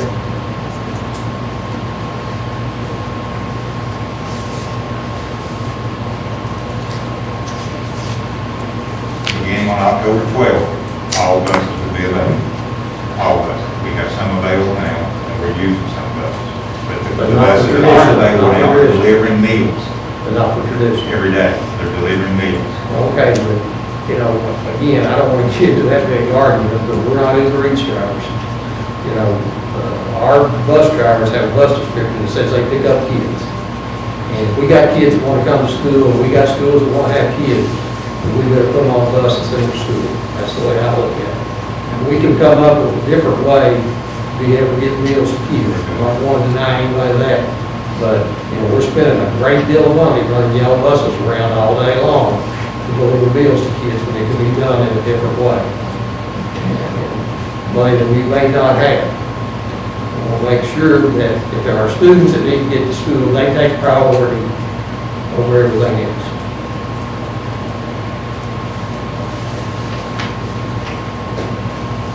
And just to piggyback on Mr. Peridot, I have been notified by several parents, and I know one of them's been taken care of, I have to follow up on another one, that their child is struggling, they notified the school, and the teacher told them that they was not seeing kids in person. So I don't know where the miscommunication is to the teachers. I know one has been taken care of, appreciate that. I need to follow up with you on the other, and hopefully, you know, please, everyone listening, spread the word. If there is a kid struggling, in contact right now, you contact the teacher, principal, they can get them in school. Could we send out a one call for, just to let parents know? Because it seems like a lot of the emails that I get are based around that they don't realize that that's an option, to have their children come in if they need one-on-one, or, But it's not an option to open it up to everybody at this time. It's based on teacher-student need. If the parent contacts the school and there's need, then we've made arrangements, whether it be by a bus or whether it be by another board vehicle or by taxi, so we get those vehicles where we've got them in. I'm good with that. Now, today was the first time I received, and it was late this afternoon, about an hour to an hour and a half before the board meeting, I think, that I received a text from, or an email from a school that had a list of 11 kids that they want to come in for band, that they want to bring in for band practice. So, I got that this afternoon, I have not received. Band practice? That's the class. So, yes. How do we determine which kids are being brought in? I need, a teacher, the parent contacts either the student or the parent talks to the teacher if there's need and the student appears to be falling behind or struggling, those are first priorities. And we figure out how to get that. I think, you know. So, was parents saying that about the one call, would that not be a way for parents to let them know that their kids are struggling? Yeah, but a one call at this point is also, could be an open invitation for maybe 70% of your student body to say, we're ready to come back. They're all struggling. That's why we're here, week after week. That's why I think that, you know, each one of these schools has to have that plan, you know, again. You know, I feel like we in good faith gave away for a slow roll, keep coming in, and I hope schools that, and you know, I was contacted by schools that said, we have a plan, a slow roll, and get people back in, but we're meeting resistance at central office that says, they're not gonna give us a bus. That's, you know, that's a big hang-up, so I mean, guys, we gotta get on the same page right here, we gotta go. We're saying we wanna bring them all back in, let's bring them, let's start bringing them back in and showing an effort. And need, I mean, you know, need is, you know, different from every parent that we have, you know, and I've said that before, you know, there's people that need AP calculus, there's people that need to learn how to read. And both of those are needs. I mean, if you're trying to get scholarships on one end, or you're just trying to get a kid to survive on the other, they're both needs. And I think that if parents saw that we were making an effort to make this happen, I mean, the way I understand it right now, the 6-foot thing is a big hang-up for you. That's just the way you've expressed it tonight. You know, I think you're gonna have to talk to people and go through, and I mean, if you're asking me if the board is comfortable, I mean, I walk through programs every day, I walk by people, and again, I'm not staying in there all day, I understand that, but I'm a little like Mr. Heiss, you know, that's a go, and that's something you want to tell your students. Here we go, you know, let's show some responsibility, you know, you stay away, you do this, you do this.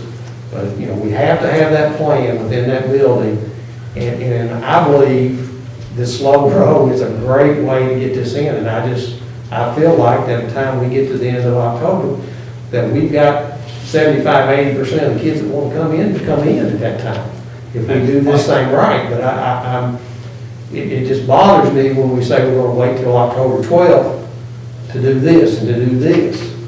Let's go ahead and do it. That's what I say. Let's just go ahead and do it, and let's start getting those people in there. I think you've got some schools that are ready to get this done, and you have to know the ones that are not ready to get it done. That's where you come in. You have that ultimate authority to say yes and say no. And I would hope that every day you're talking to those principals and you're talking about their plans to them every day. What about this, or what about this, or what about this? That people from the central office are visiting these principals every day. Show me how you do this, show me how you do this. And so everybody knows what everybody's doing. If you got an idea of concrete, take it to Justice. If you got one at Justice, take it to Shear. And they have to spread these things out, and they have to be able to be all on the same page. We don't need, well, they're doing this over Shear, and they're doing this over Justice, they're doing this. We just have to find a way to get these students back in.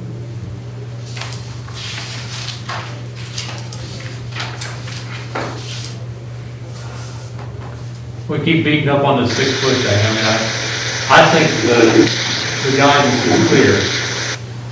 Go for 6 feet, right there in the paper. But if you can't do it, rearrange the desk, use cloth face mask. I think it's extraordinarily clear.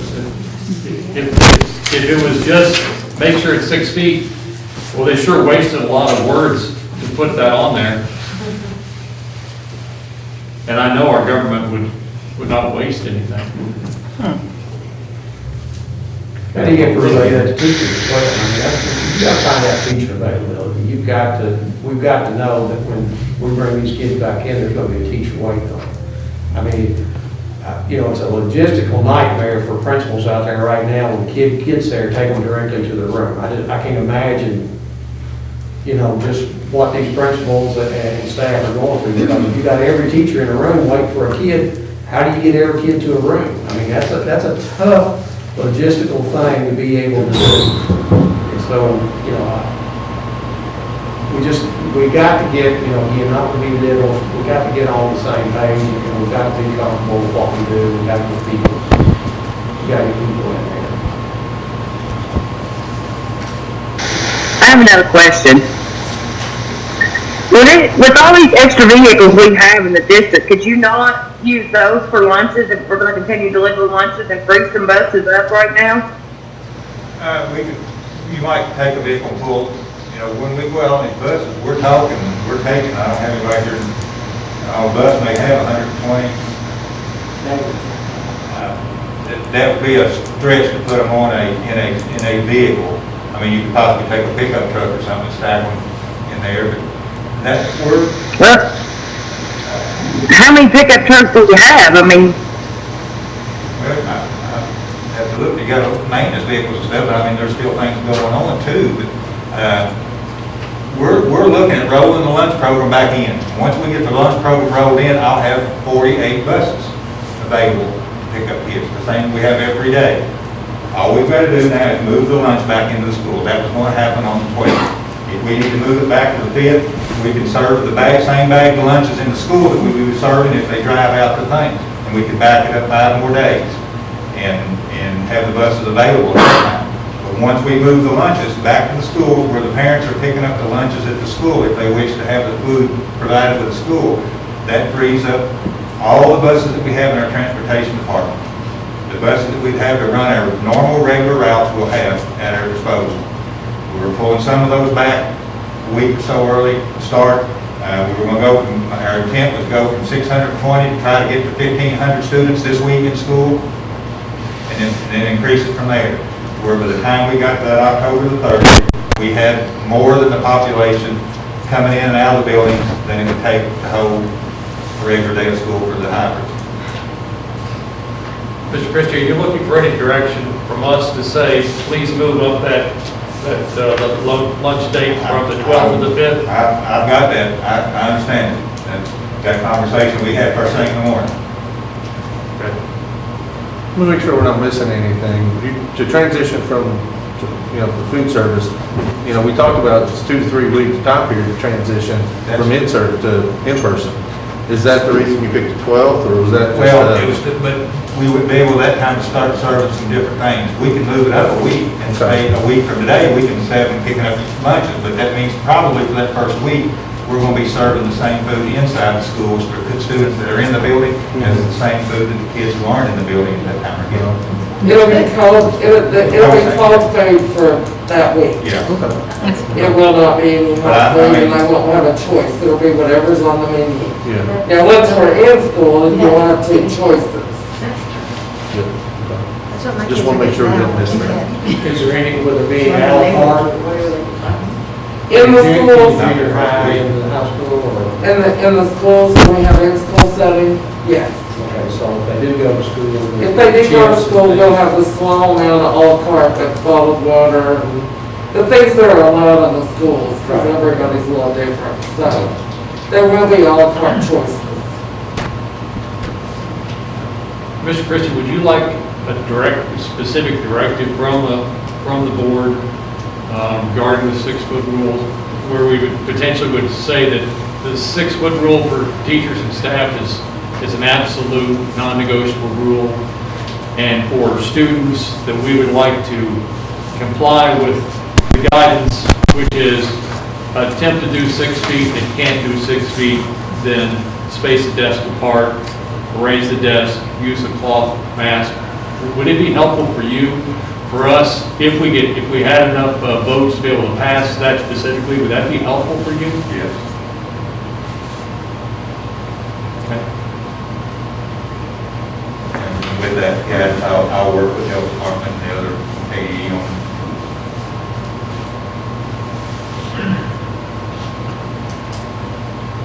Well, I don't think we should get involved in putting a number of feet. I just say we just follow the social distancing guidelines. That's all. And that's gonna cover what we have. You know, that says it all right there. I mean, Because it says, you do 6 Yeah. feet, you gotta come back in and change it to 4. If you go after 4, you gotta come back and change it to 3. And, you know, just follow the guidelines that are on here. I think you have a good point, Mr. Barrett. We would emphasize that we would encourage the district to follow the guidance on safety expectations that's been published by Team Kentucky on the interim guidance as of August 31, 2020, as more specifically detailed on page 7 of that document. Now, I think while there might be, Mr. Thomas, some diagrams in there, I think this wording is the definitive controlling device within this document. Okay. I think that there's, if you look at the other side of that page, Mr. Hollister, you'll see language that says you are to place markings on floor as a reminder of areas that are 6 feet apart. I don't have any problem with that. I think definitely we should have those markings on the floor, because that's our goal, our goal is 6 feet. And I think this is what our defense is, when we come in there and say, if somebody says something about, you know, let's not follow, this is what they're to be followed, right here.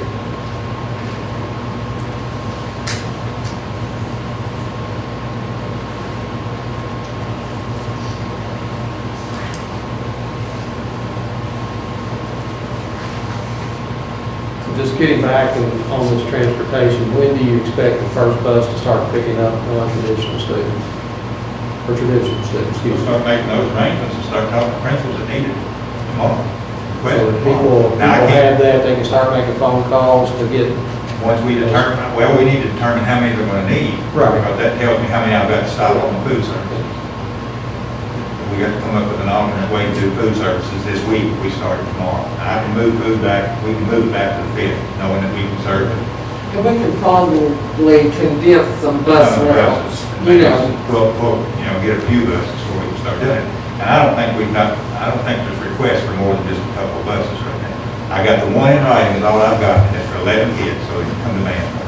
now, I don't know how many you got or anything. That's the only one I've got. all like that, but That's the only one I've got. I think, Now, I don't know how many's been stopped before they got to me. I don't well, know. yeah, I can't answer that. there's I will always find that, that's out. what I'm saying, is that we have to make sure we get on. I mean, the part that keeps bothering me is that we come in and talk about something inspected, then we're a week, we have to come back, and we have to talk about why it didn't happen, then we gotta come back and start all over, and that starts weighing on people during that time, let's, we got a plan, let's get on, and let's start bringing students back in, and just as quick as we can, and it would be great to see, students a lot more than what we've seen on here.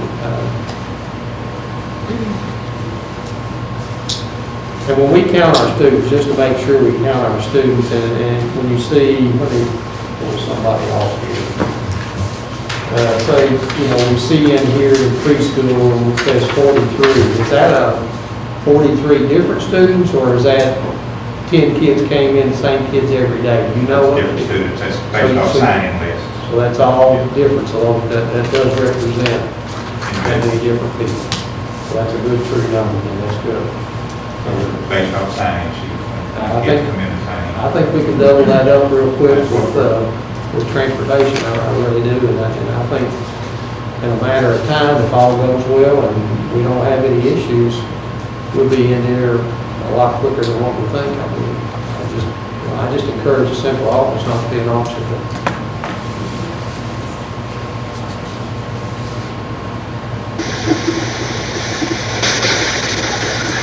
Okay, it's me again. Can y'all hear me? We can hear you. I now fully understand and why everybody is totally confused. Because I've sat here for an hour and a half and watched this and have no clue what's been accomplished. From sitting here watching this online. It started out being the 6-foot rule. We now went around food to food. Did anything just get accomplished? I think we're trying to get there, actually, or Ms. Ritchie. I think we've had a good discussion. I mean, this is the only forum we have. I mean, We can't discuss it in the back, smoke-filled back rooms. I mean, it's a discussion, but the same thing that people have been asking for is what is the plan, and we just went a full circle, and I'm still not clear, and I keep telling people we have this plan, but now I'm even confused on the plan. So I guess my question at this point is what is the plan? She doesn't have a copy of this. Ashley doesn't have what you gave us tonight, does she? She does. Oh, okay, I'm sorry. There's an email. I think she has. Did it come in an email today? Well, Ms. Ritchie, the way I have interpreted the discussion is that as a district, we're still rolling kids into the schools. We're going to be having on October, instead of October 12th, it's a week prior to that, October 5th, that we'll have all buses available to bring kids in. And we're going to continue to bring kids in through the month of October. I guess, you know, what the decision is, if there is a decision tonight on do we as a board want to make a date to shoot for to go back to in-person, if that's a hybrid or all in-person. I think that really would be up to Mr. Christian, what would be comfortable for him and his staff. Well, all along said that's Mr. Christie's decision. So are we saying now that's going to be a board decision, or is that going to be Mr. Christie's decision?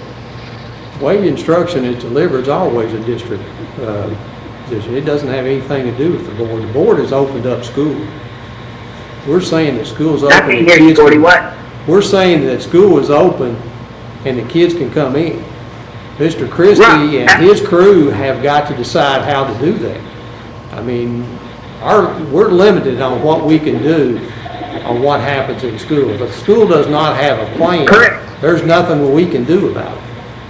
The only policy that I can read anywhere that boards have authority is to close it down because of illness. But Mr. Christie can open it up, and he can open it up as much as he wants to, as much as he feels comfortable at this time. And he is the main player behind that. And that's why it's imperative that he has all of his principals and schools on board of making an effort to get it back in. And it's a great opportunity for them to get it back in and to try lunches, to try transportation, to try getting kids into school, out of school, temperature checks during the middle of the day. You know, it's got to be easier at an elementary level doing it with 75, 80 kids one day than it is all of a sudden one day trying to do it with 400. So there's a tremendous opportunity out here if we take advantage of it, and I think Mr. Christie has the full support of the board from what I can see of trying to get these students back in. And Ms. Ritchie, I think what we're trying to develop here is, you know, we've been criticized as being too fractured and fighting. I think we're trying to take the time to try to develop a consensus that all of us can reasonably agree with. You know, but it takes a little. I'm okay with that, Scott. I just would like to get it out to the public for once and for all of what we are doing, because we keep bringing it around and changing dates and doing this and doing that. Let's just set it and say what we're going to do. We're missing a lot of that actually. Going to do, but him get his plan out.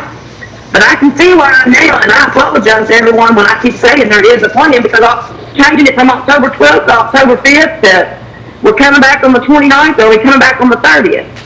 So no wonder everybody's sitting there going, I don't know when my kid's supposed to be coming back. Well, that's why they'll be contacted. That's all I'm asking. Yes, whatever we're going to do, It's the put same thing that we out said. there, right, so that they know, whoever's playing. It's the same thing we said last week, and we asked Mr. Christie to post that on the website, what's happening in schools, how many people we're getting in, and what parents can expect, the information about how to get theirs back in. I think Mr. Christie gave out some information tonight about how to get it. If your child has needs, you need to call your principal, and you say, I want mine to be able to get back in. And they may say, well, we're sorry, we're not doing physics class today, but we're going to be doing physics next week. And so your kid can come in at this time. So I think we're making an effort. I mean, we are trying to get away from this thing, everybody's coming back on this date. I think we're trying to get that. I think we're trying to work toward a date. Right now, the board has an adopted motion that's been accepted that says we're out for 9 weeks. We have that in place right now. We're trying to work to where we get Mr. Christie comfortable enough that it may be So before we are that, he on- can say, all right, we're there, and you may be back in, not even know you're back in school. Right. So we are working for the second 9 weeks at this point, because I got an email today that said that they were questioning about coming back on hybrid the first 9 weeks. And I'm like, I don't even think that's even an option, so I don't know where that came from. Again, I don't That's all I'm think, asking, it's just to clear up all the miscommunication. I don't think anybody's looking out there and saying, we're all coming back on this date. If it happens before then, I think everybody's happy. But if it doesn't happen by then, I don't think a lot of people will be happy. So I think we've given a lot of good opportunities right here for schools to do it. And again, it is going to take superior communication from schools to parents, from districts to parents, and getting these students back in. It's just going to take a huge effort over the next day I or so. hope that tonight, by the time we have that we can at least get some kind of guidance of what we're doing. What else say?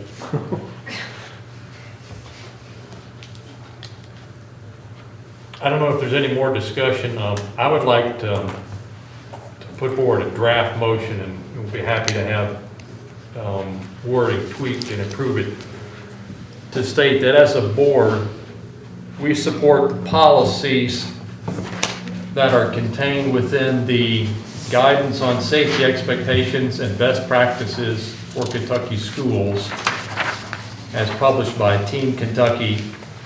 More specifically, on page 7, their paragraph that states increased space between students, and Miss Nance, all this is in the document here.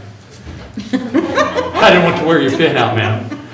Increase space between students by rearranging seating to maximize space between students to be 6 feet or greater. And if the physical space in the school does not allow for spacing students' desks 6 feet apart, space desks as far away as possible. All desks should be arranged so students' seats face the same directions. The use of cloth face masks is a safety expectation for all students and staff at all times unless medically waived. So, again, that's some draft wording saying we're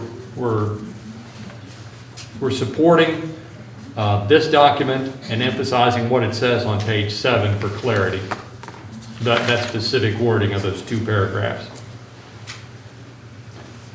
And Mr. Thomas certainly might have suggestions on how to improve that, or you might want to stay 6 feet away from it. I think that's fine. If that's, you've articulated what you want in your motion. That's my motion. Can we read that back, or do you have all of it already? I'm sorry.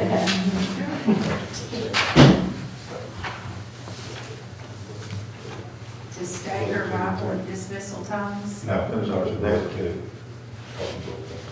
increase space between students by rearranging seating to maximize space between students to be 6 feet or greater. If the physical space in the school does not allow for spacing students' desks 6 feet apart, space desks as far away as possible. All desks should be arranged so students' seats face be same directions. The use of cloth face mask is a safety expectation for all students and staff at all times unless medically waived. And at the beginning of it, that the district As a board, supports. we support the policy and safety practices. Yes, ma'am. Okay. As outlined by Team Kentucky, specifically on page 7. Perhaps, and more specifically as detailed. And the reason I want to say, and as more specifically detailed on page 7, that's just to emphasize that wording, but certainly doesn't negate the wording that is contained within the other 25 pages of this document. Because we are accepting the document. You're Yes, just sir. emphasizing. that. Right. I just wanted to emphasize what's on page 7. Is that comfortable for you, Mr. Christie? Yes. Should we include the actual title of that document? Because when I go to the I think it would website, be a good idea.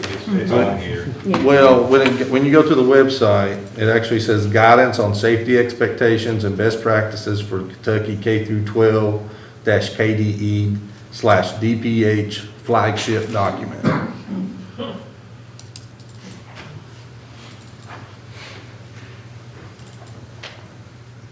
As published on, if we want to do that today, or what's on there listed as, it's listed on there as today, but it also has a date of interim guidance as of August 31st, 2020.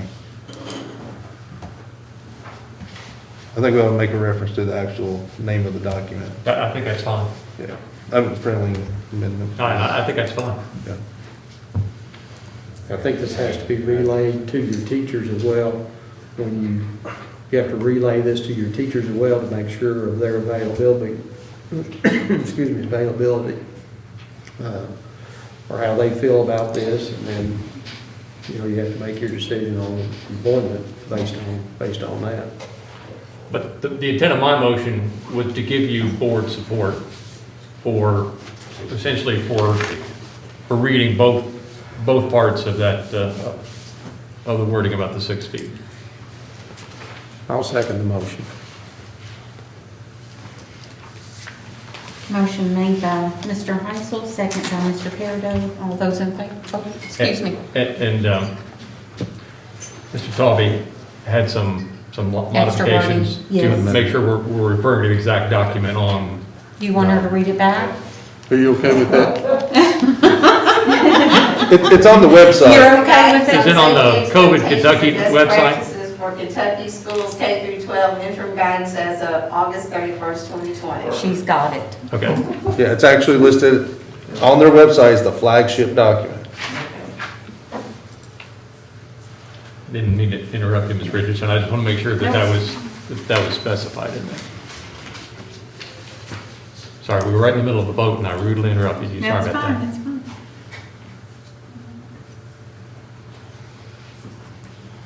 All those in favor? Aye. All those opposed? Motion passes 5-0. Did I actually vote? What's that? Did you vote? I didn't. Ashley? I'm not voting because I'm not there in person. Okay. Is it not allowed? And we didn't advertise the meeting, so I'm just here for discussion. We actually reviewed the Attorney General's opinion, OAG 2505, as well as the OMD document 192, as it was passed by the Senate Bill 150, and although there are some language within that for the purposes that would allow her to vote, there has also been some discussion in some other districts that it may, because it was not specifically identified on the special meeting, that someone could bring that issue up, although we believe that we would be successful to, just for the sake of clarity, she was instructed not to vote tonight. Okay, thank you. So motion passes 4-0. Do we have any more on this topic at this point in time? Just real briefly, should we, and I know Mr. Fairdo laid out, that would really up to Mr. Christie and his staff to get us going, but should we, or make a recommendation or put a note in the minutes on what our goal is Yes. to open? So to I'd put like that to say out when to I the first started community? here, my goal was It's about on the 29th? October the 30th to have a minimum of 50% of the students back in school on a regular scheduled day. Yeah. Period. Now, if we're at a point where we still, as we go, we still have to look at the hybrid, or if we can get through some of these things here in the next couple of weeks, maybe by the 30th, we're bringing everybody back in. All right? So I think a way has been paved tonight to possibly do that. I think that's the direction I'd like to go, is That was the direction I've been wanting to go all along. I don't like the hybrid. I don't want to put that on the teachers. I don't want to put that on the kids. If there's a way to get to getting everybody back in, that's what I want to do. so can we say, go ahead, Ashley. So by October 30th, I just want to make sure I heard you correct. Either hybrid will be in effect if possible, or it will be bringing all back with allowing the ones that so choose to remain virtual. Is that what I heard? Yeah. Any of the plan, the hybrid or everybody back, always has that caveat of anybody who wants to remain virtual will have that opportunity. Yes. But I want to get to the parents' choice. Parents make that decision of who's coming back and who's staying home. I want that to be theirs. And if we can get to where we can bring them all back at once, that's my goal, is to get to where we're bringing everybody back. So is there a motion, should there be a motion required for that, or to make sure that it's out there, or? I think parents would like to hear it. I mean, A firm is it plan. required? I know it seems like it's not required, but Mr. Thomas, is there any opinion on that? As to whether we're going to put forth that date, whether they're going to be in person or. As far as the board have the authority to make a motion to set a date or a potential date, or is that Mr. Christie? Set whatever date you want, but like Mr. Pedro pointed out, and then the ultimate decision lies with Mr. Christie if he does not believe that it's safe to return to students. I think we saw that with, Jefferson County earlier this year. Mr. Calkin is, at least in his letter to Ken on Friday.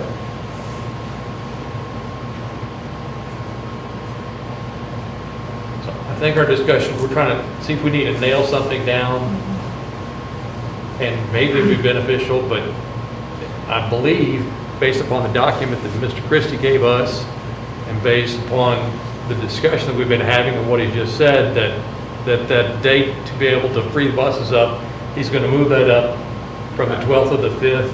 He's going to continue to try to bring more and more kids in as he finds it to be feasible and practical, and we'll take the advice of the motion that was just passed by the board on emphasizing the duality of the 6-foot rule, and he'll bear that in mind in his thoughts on how to roll this out. But I think we could probably say, hey, we want to come back on the 12th, and we can establish that rule, and then he would then, have the ability to say, let's not do it. But I'm not really sure that's where we ought to be. I like us all working together, saying we're going to continue to push and get more and more kids in there and do it to the best extent that we can. And I'm happy with essentially a gentleman's agreement that that's the direction we're headed, without having to be heavy-handed or something like that, because it's a difficult process, and it's a fluid process also. But I'm open to your all's ideas. That's one person. I don't think it's heavy-handed. I think the community's ready to get back. I mean, and I think there's a date we should shoot for, and I don't think there'd be anything wrong to make a motion that our intention as a district is to be back to in-person on October 30th or sooner, if possible. And that's up to Mr. Christie to make that final decision on when that could happen. I'm certainly fine with that. I was thinking, if we want to have a motion saying, let's come back on, let's say, October 12th. And I don't think that's. I didn't feel that there was a sense in this side of the room for that. You could always make it and see. Yeah, well, I'll make that motion. I mean, I think there's a date that we should shoot for. The community knows it's out there, but it's possible that we could even go back sooner if it's feasible. So I'll make a motion that we plan to go back to in-person by October 30th, if not sooner, pending upon, how do I want to word that? Might just leave it at that. The option for in-person? Well, yeah, option for in-person as well as the option for people that for students that want to stay virtual. That gives everybody a date to shoot for. If it's sooner, it's sooner. Hopefully there's some direction there with the two motions, or that motion that was just passed about the 6-foot rule that might come into play too, to help eliminate any sort of confusion among the community and And I staff. think the confusion is it, what kind of schedule does that look like come October 30th? Is it a plan where the parents have the choice to send the children? Right now, as it sits, as we sit here tonight, it's a hybrid starting on the 30th. The group of students will be divided, the buildings will be divided in half. Half the students in on Monday and Tuesday, the other half Thursday, Friday. Now, that's the plan as it sits. My goal is to do away with that and by the 30th try to get back to everybody. Well, I think That's where I want to be, but let's clarify the motion, because I think that's what we said all along. We were coming back to a hybrid, and that's not changed. We were coming back to a hybrid. Well, But- how about we do It the might be 6 foot? changing here in a But it second. might be changing now. It might be changing now. yeah, I think more of a plan where the parents can have the choice to send their child October 30th or go virtual, but not 2 days a week. I think it's 5 days a week. 5-day week school. Yes. And to clarify, the 30th is a Friday, so we're not thinking about sending back on Friday. You really mean We're just Friday? saying just by the 30th, we'll do it to be ready to go back Well, on the 2nd? By the first, 30th? the 9 weeks end on the 29th, correct? Yes. So the plan, your plan originally was to go back on the 30th and a possible hybrid model.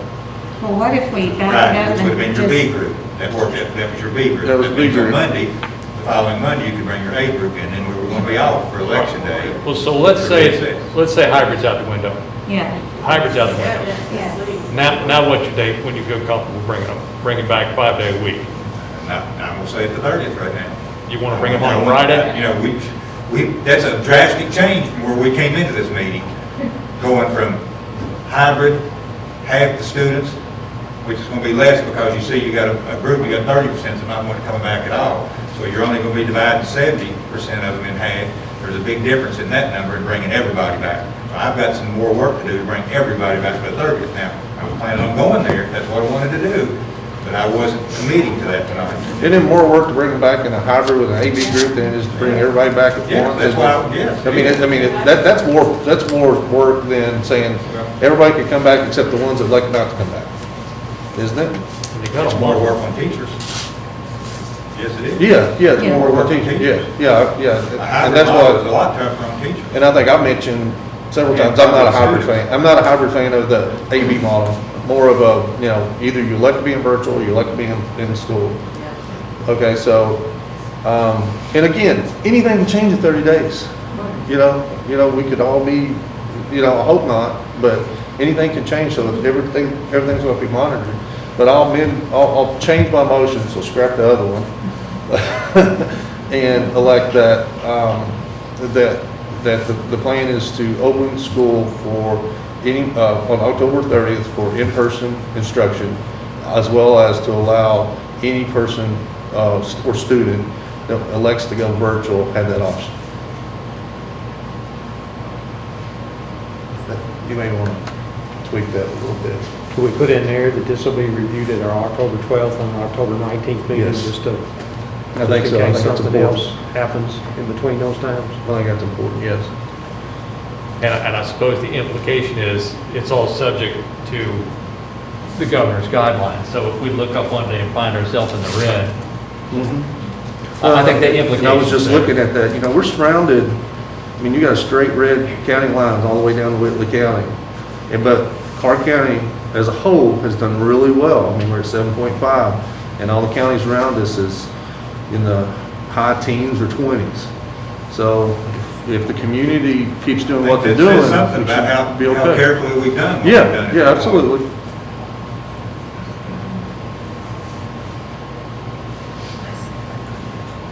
Is the motion to include that we would look at it again on those board meetings that you just discussed? Yes. I think every board meeting, like you mentioned earlier, Mr. Isel, that when we're here, it probably needs to be on there just to review. It may be a 5-minute discussion, or it could be a 2-hour discussion.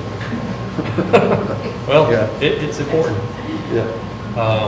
So if the motion's on the table, I guess the next question, is there a second to that motion? Is there a second? Well, I'm all right with seconding it.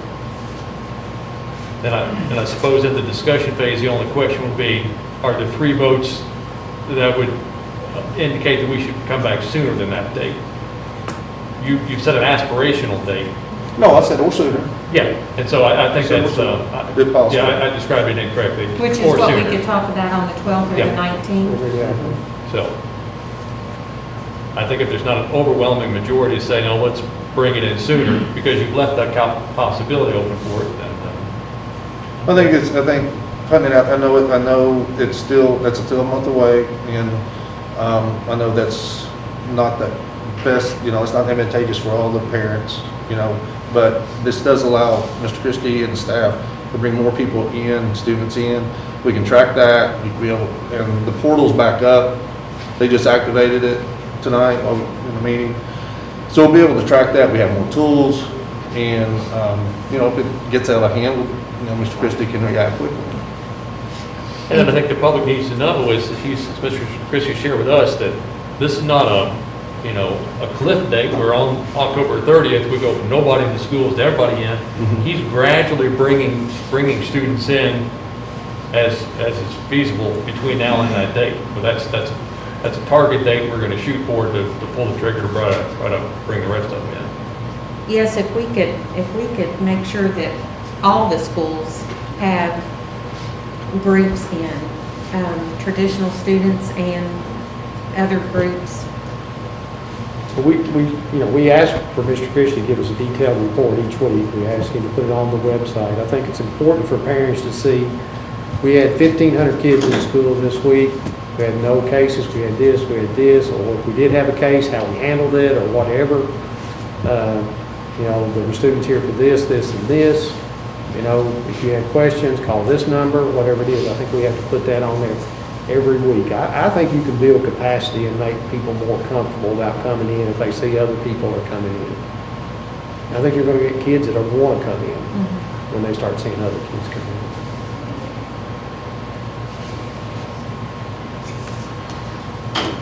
Okay, so the motion's made by Mr. Talby and seconded by Mr. Bruno. All those in favor? All those opposed? Motion passes 4-0. What do you think about maybe a quick break? Quick break. And then will we leave this topic? I'm sorry. I think we're done with this. We're done with this. You all So, good with being done parents, with this agenda item?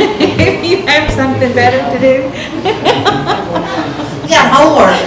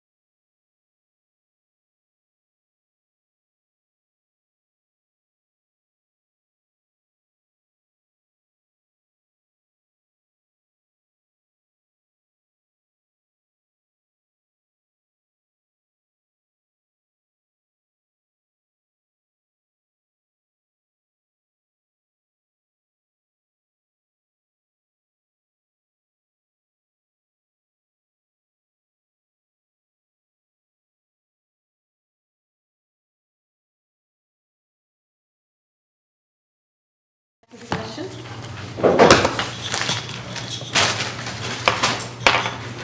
And let's see, next on the list is consider adoption of the 2020-2021 working budget. Well, hello, everyone. Hello.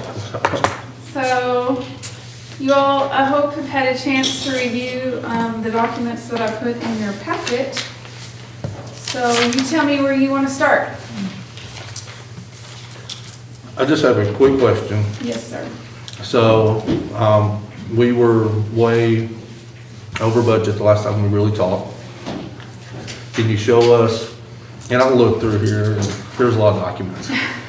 So my understanding, you and Mr. Christie was able to go through and be able to cut some of these budget items out. So, the biggest thing to look at, and this is the huge summary, is this big old document that was in The spreadsheet. the big spreadsheet. So I did the PowerPoint and kind of summarized some stuff, but the spreadsheet is really the meat of what has gone on. So we did a column showing our tentative budget that was approved in May. And that was based on us taking the highest tax rate that we could take at that point, the 4%, which we were estimating to be a 65-cent tax raise. We have since had discussions that obviously we did not take that rate, but also within those discussions of how we ended the prior fiscal year and how that tax projection and all of that came about. Our revenue source has decreased now that we're into the working budget here in September. We've had all those discussions in prior meetings. So the second column is the working budget and items that had already been discussed with you and adjusted. And that is based on the 63.7 tax rate. So that took us from, I adjusted all the revenues at this point to have the starting point. So we're at a 60 million, you can see that in the tentative, and making all those revenue adjustments with how we fell out at the end of the year, tax rate adjustments, kind of looking at historical averages of other areas and due to the COVID situations and things changing. We're down to 56.7 million as our revenue for the year. Okay, so that's 3.9 million down from our tentative budget. A huge chunk of that, 2.8, is the beginning balance that we were projecting, 9.5 million, and we did not come in at that.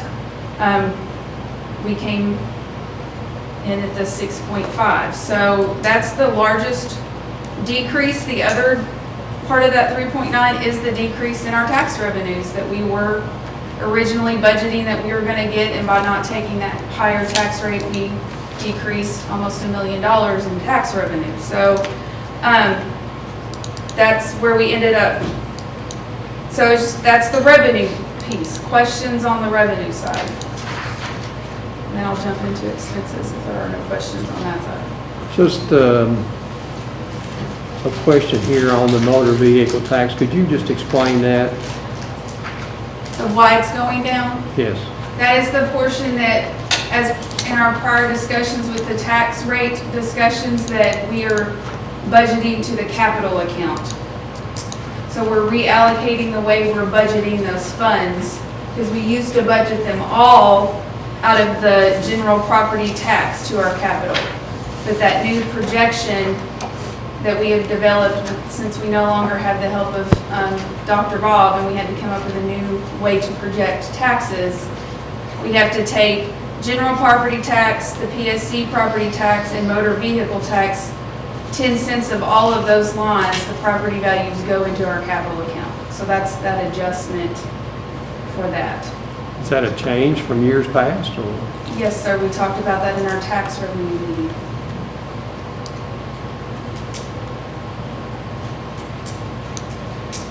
So going forward, that wouldn't, next year is. Next year, it would be like- budgeted in this same concept. Right, okay. Yes. But this is the first year it's being adjusted. The impact of keeping the tax rate the same, I think a minute ago you said that was $1 million. On this one, it looks like it shows up in two lines, the 324 adjustment and the 270 adjustment. So that would be And- 595,000. Am I reading that incorrectly? No, but that part of that is also the adjustments of the percentage of collection.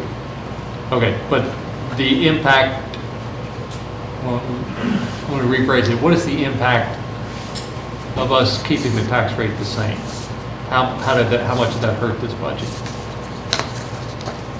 And maybe I need to flip back to the data from the prior meetings. That'll be fine.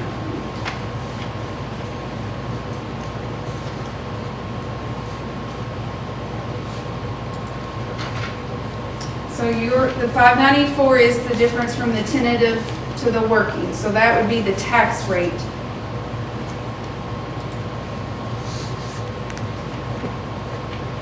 Okay. It's kind of mixed into, it's honestly mixed in there a little bit together because you have to throw in the property taxes where we had to cut the $1 million from general fund. It's like 922,000 because we're moving some to capital, how we're reallocating things. But that's unfortunately just an accounting thing. I just want to make sure we didn't feel like by keeping the tax rate the same that we'd that decision cut $1 million out of the budget. It was actually more like 595. 600,000. Well, I'd like to make a comment, and maybe I'm wrong on this, the property tax, values went up, my understanding, a few points, right? Yes. So that's taken, that's in consideration of this. So even though it shows 590, that's because the property values Also went up from went what up we were projecting that you at the didn't project. So we actually lost a lot more than 590. Now, I don't know what that number is, but knowing that we didn't take into account the actual increase of the property values, that would pump that 590 up. I don't know how much. Well, I guess we could go back to the August 24th data to see exactly what that number is, because it's contained within there. I don't have that in front of me. I just didn't want to leave with the implication that by doing that, that action cost us $1 million. So it's pretty close to it. I think I would like to just simply say, let's go back and take a look at that before either one of us. I mean, I don't want to misrepresent it, but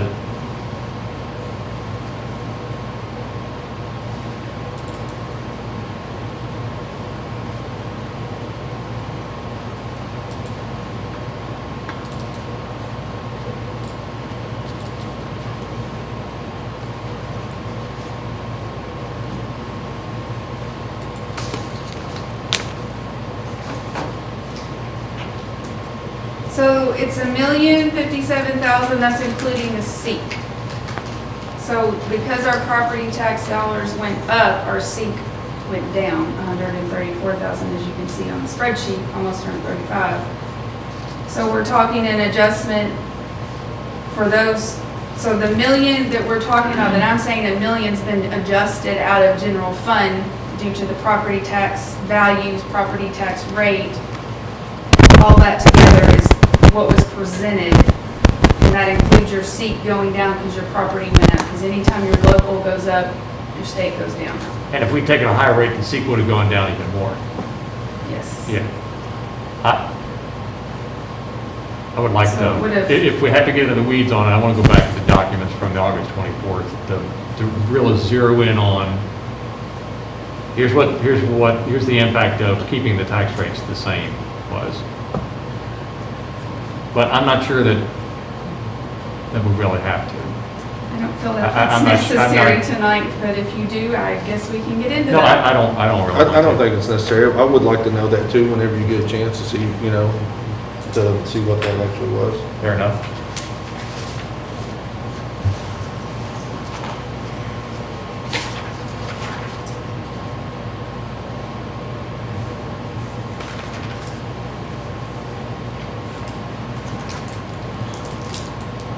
I think it's always fun to talk about good things that happened, and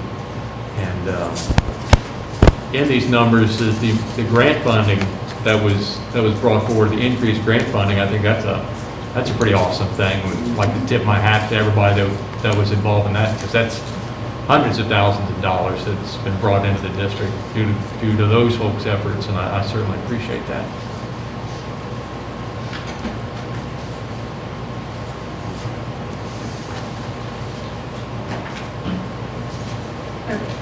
Any other revenue questions? Okay, so that got the basis of the difference of what then had to occur on the expense side. So the first section of the document, as you go through the expenses, this first side over here are adjustments that have occurred from July to before the tax rate meeting, essentially, before I knew that the tax rate was not going to be what we thought it was, and now I had to go make that adjustment. So these are things that had already occurred that we were aware of, that we were going to present to you all in the working budget. A big portion, yes, sir. Ms. Ellis, is that is that the column called adjustment? Yes. Okay, thank you. Yes, so the adjustment column are things we knew have already occurred. So I'm not going to read through every single one of those, but basically, we've had some shifts in original thought patterns of how we thought budgeting was going to be. We had PO encumbrances rolled forward from the prior year that increases the expense budgets. And all of that essentially is offset within contingency. So basically, anytime you increase an expense budget where we're actually creating purchase orders or paying out payroll and paying things out, your contingency or your savings account is going to go down to compensate the difference. So after the tax rate meeting and all of those adjustments, there was still basically almost $1.2 million that had to be adjusted out of the expense budgets, either straight off contingency and we didn't adjust anybody's budgets, or we went through and started adjusting people's budgets. So suggested adjustment is where we started going through and looking at the different areas that we could adjust items to get that 1.182 out of our expense budget and not pull it straight out of contingency. So those are the items that have been adjusted. And that is where we stand at this point with, and so all of these have been adjusted out, so we have the $56.7 million budget this year. One of the slides that is always provided, I don't know the slide number, can you put the PowerPoint up, please? It's the presentation, yeah. Just click through that one.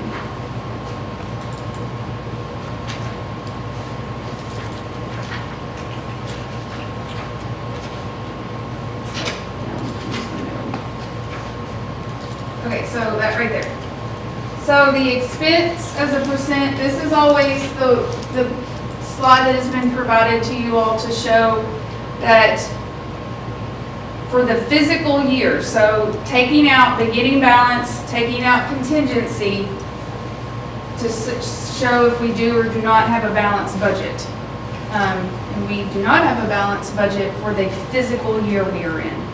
So the revenues we're bringing in for the year and the expenditures we're sending out for the year, we are 2.3 million down, meaning that will come out of contingency if we don't curb our expenditures throughout the year.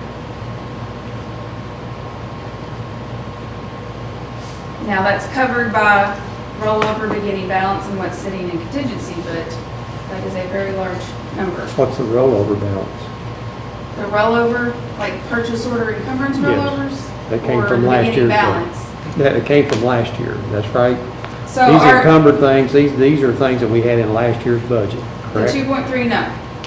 So that's 2.3, you're saying we're gonna take directly out of contingency if we go by this If we budget. spend every single penny that is budgeted, yes, sir. We couldn't do a better job of cutting those out before we got to this meeting? I mean, that seems pretty significant to me. The largest portion of that is the beginning balance. And the bulk of what is left for me to cut is payroll. And the beginning balance was negative, wasn't it? Or was it? Well, no, the beginning balance, we projected originally at the tentative level that we were gonna be 9.5 million. And we did not come in at that. We came in at basically 6.6 million. So that's the largest chunk. And we projected 1.9 last year, and we came in way over that because we transferred money out to the construction fund for the turf project. So, I mean, it depends on things that occur through the year, but literally what's left to cut is payroll. I really, of course, I don't get to see all specifics, none of us do, we just see numbers on a page. But I really think that we could have done better.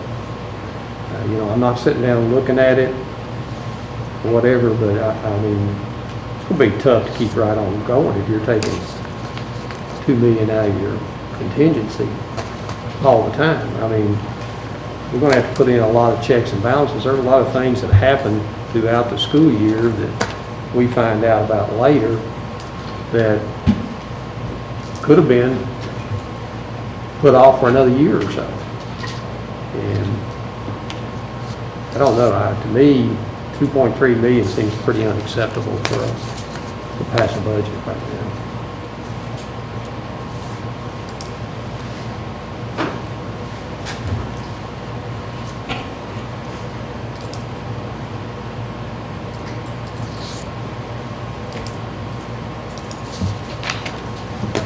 I'd like to remind the board of some past decisions that have been made, not necessarily by the 5 of you all as a whole, but by this board. We raised payroll quite a bit one year with the anticipation that we were going to take a tax raise, and that did not occur. That is the process that started us, down this rabbit hole. And we have done our best every year to meet that payroll and to meet every single expense of this district, but it does continue to come out of contingency when you, in a year, continue to raise payrolls and don't raise revenues to cover those payrolls. So that is part of what is going on. That was spoken of last year when we stood here again at budgeting season, and we once again raised payroll taxes. We raised payroll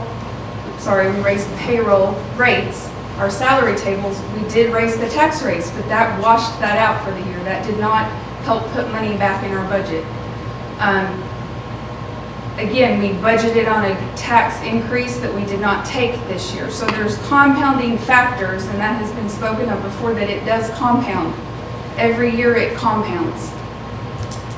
My payroll never goes down, it always goes up a half-step% for everyone in our district because of step raises. That's built into salary schedules. That is something that has to be increased in payroll every single year. We don't have a choice in that.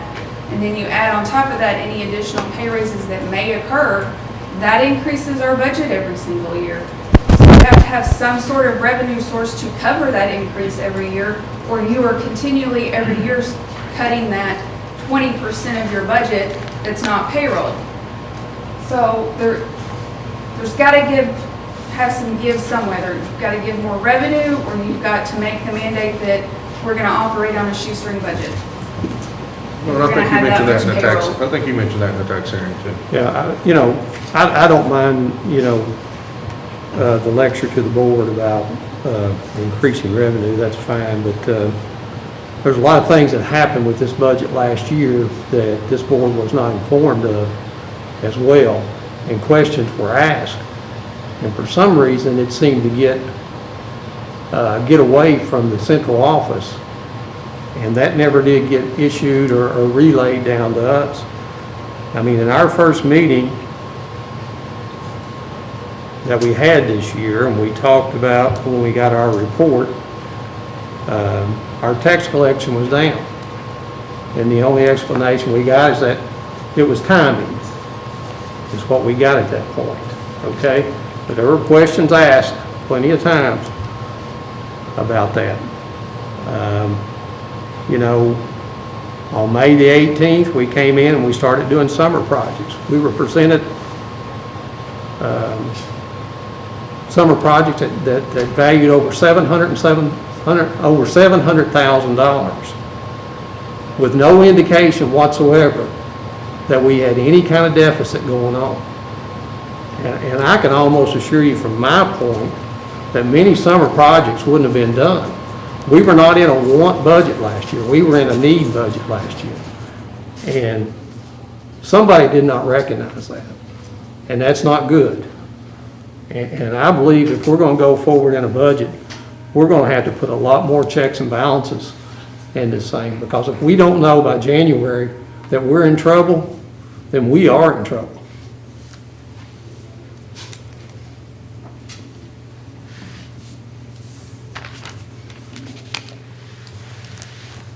Regarding opportunities for cutting this budget, certainly the lion's share of it is in salaries and benefits, but I think there still is $6 or $7 million in other items that if we get ourselves into the mindset of we're going to have to start cutting a lot closer to the bone, I think there's some other things that are out there.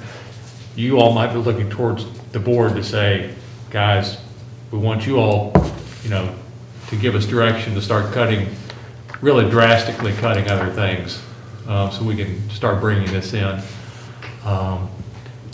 If everything falls into place, we can live with a $4.3 million contingency, but we've got to be already thinking, what's going to happen next year? I mean, we obviously can't lose $2.3 million a year. I think my back of the envelope calculations say we're probably the lowest we can go realistically is maybe $4 million. So we could survive this year.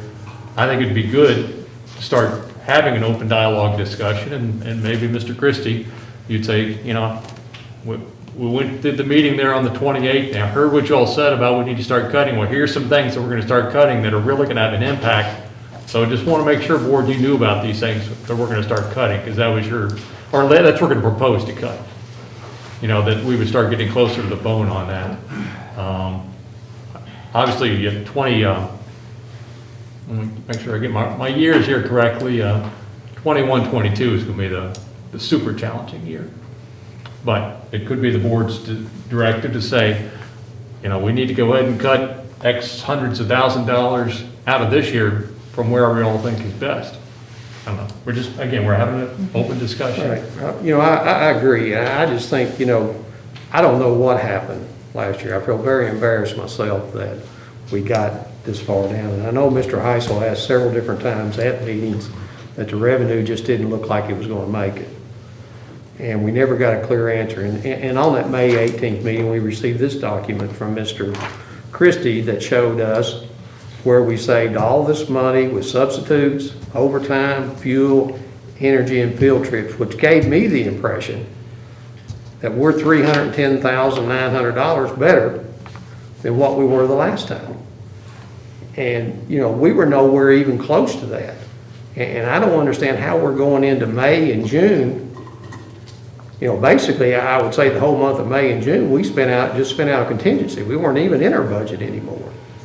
And that has to be relayed on the board members somewhere. Somebody has to see that somewhere and relay that to us. I think if all of us went back and we looked at the summer projects, whether they were put in maintenance or whether we had to decide on ourselves, that we would have probably cut that in half. That would just be my guess. Again, there's a difference between a want budget and a need budget. And we were in a need budget when we were doing summer projects, and we were giving want projects out. And I don't know what happened in that, and obviously I won't be on the board next year when these decisions are going to have to be made, but just to the people that are going to be on there, I think it would be wise to get checks and balances in there that you can find out. Several years ago, we went to quarterly reports, and I thought that would do it. But obviously, that's not working as well as what we wanted it to do. So now we're going to have to go to something different. Otherwise, you're going to be making decisions next April about how much staff you're going to cut. That's just the way it's going to work. Because you can't have a $4 million budget and keep taking $2 million out of it. It's just not going to work.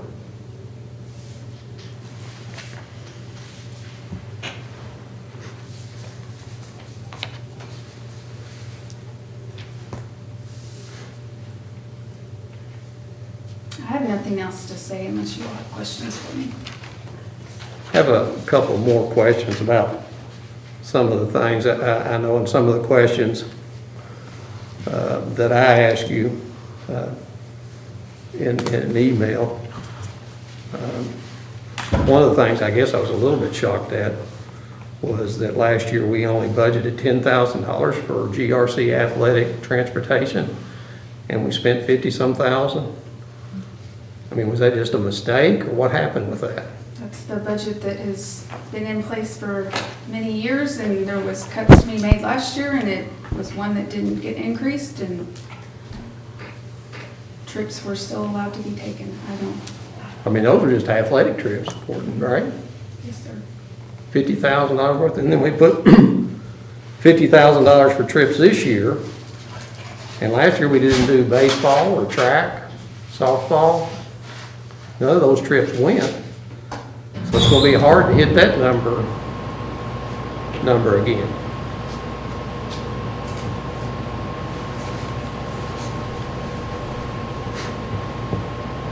Also, last year, I asked about the KCSEC money. We received $67,000 last year. $50,000 of that was, they used that to cover our salaries. Do you know if they're doing that again this year? They have people hired out of that grant this year, When did that get moved last year? at the end of the year. in June. So that $67,000, they hadn't spent any money till the end of the year and then moved that over? But It's I don't been understand done. how that happened. It spent it on one staff member. So this year they get $87,000. Their kicksack up their grant to $87,000. Can we expect $50,000 more this year? Or do we know? I mean, who makes that determination on how that salary goes? I mean, how much money do they need? I mean, that's money that's set aside for kids that are involved in DJJ, community service type things. You know, I'm sure when they do their grant, they have to either identify somewhere on there whether they need staffing or what it needs. I mean, I was a little dismayed that we put, out of the $67,000, we put $50,000 back in to the general fund because it took that up, and out of that $50,000, we bought a vehicle out of, which didn't really make a lot of sense of something being done at the end of the year when we didn't have money. Why don't we just keep all the money? Those are the things in checks and balances that I think that we have to do, because that just don't pass the test as far as I'm concerned.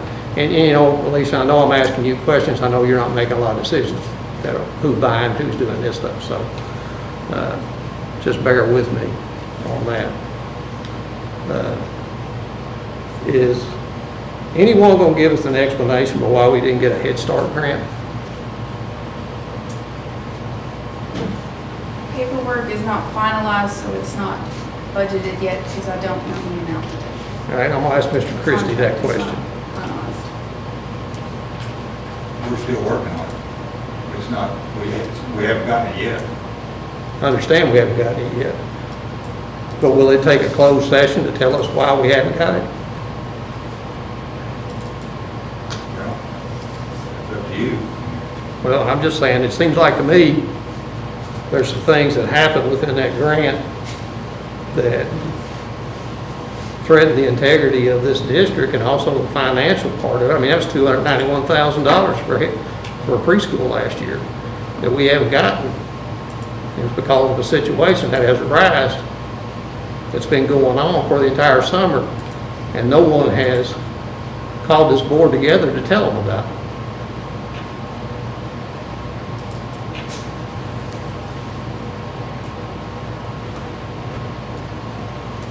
Do we think there are any other grants that we could lose because of this situation? Is it because they don't know about the situation, or just we feel good about that? It's the preschool grant that's in question right now, but we've taken the legal steps to remedy it. I mean, it was just something that we had to go through. And my understanding is it's been taken care of, so we're waiting on the preschool to come through with the awards. But you didn't feel like that was worthy of telling the board? $291,000? Integrity of the school system? I mean, it's disappointing to find out things like this on the street.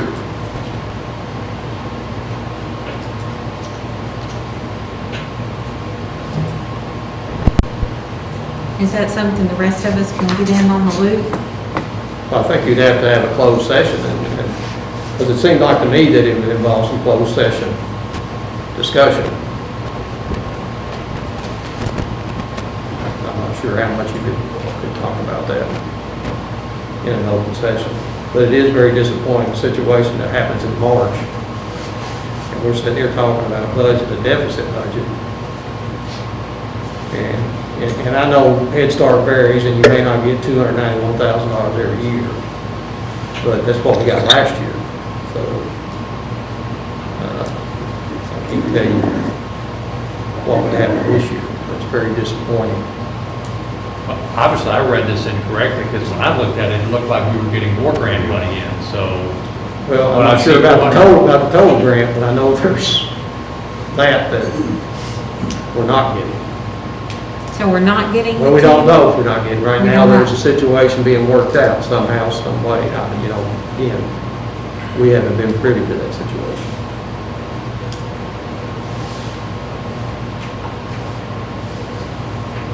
That's why I'm saying, guys, you're going to have to put some checks and balances in here. You're going to have to find out. It's going to have to start being tedious. It's going to, I know in the past, Mr. Talby has asked about, well, why are we building this building? I didn't see us approve this. I didn't see. You're going to have to put something in here right now that says, when you spend this much money, you better come back and tell us you're spending this much money. I mean, because we're at that point right now. Guys, if we cannot trust the people that are in charge of our finances, we're dead. I mean, we're sitting in the water right here just dead. I mean, there's no other way to talk about it. I mean, I feel bad that we were never informed last year that we were getting close, that we were spending contingency money. I'll put that on me, because maybe I should have looked on it. But stuff like this right here, I mean. When do we think we know it was gonna be this bad? Is there a certain? Can we reference the slide that is on the screen, please? 2017-18, we were going to be in a deficit of 197,000. 18-19, a deficit of 1.2 million. 19-20, I'm sorry, a deficit of 1.9 million. The one we're sitting here talking about right now, 2.3. I have done my best every year to try to inform the board the best that I possibly can where we are standing financially. And every single time an item comes before you to be approved, it is said it will come out of contingency. So I'm not sure what more from my side as the finance director that you need from me. I will do my best and follow any directive that you give me, but I'm not sure how to be more informative than I have been. I think, I'm not trying to pick on you, because I know, again, I've said, Lisa, you don't make a lot of decisions that have to do with this. But I think as the finance officer, if we were to be in May, there should be some statement given to this board that says, guys, realize that we have completed our budget and now you are taking money from the contingency. Again, I just go back to how frivolous we were with summer projects. I mean, we were given a $700,000 summer project sheet. Now, we didn't do all of it. I don't know how much we ended up. But we didn't do it because we said this portion is going to be paid out of our maintenance budget. That's right, but the maintenance budget, there were a lot of things in the maintenance budget we could have cut at that time. I'm just telling you, I mean, 3 meetings. I'm just sitting there. Now, Mr. Christie, you're not going to sit there and tell me that we were well informed with that. Now, I'll take my part of it, and maybe should have known, and maybe should have asked more questions or whatever. But when you walk in and you give a document and say, oh, we didn't have any transportation, we didn't have any subs, we didn't have this right here, we made $300,000. We're getting ready to do graduation. Well, we can afford to spend $40,000 on our graduate because we got all this money back. I mean, those are the things I kept hearing. I'm not saying we wouldn't do things for our graduates, whatever. That would probably be one of the things we wouldn't cut.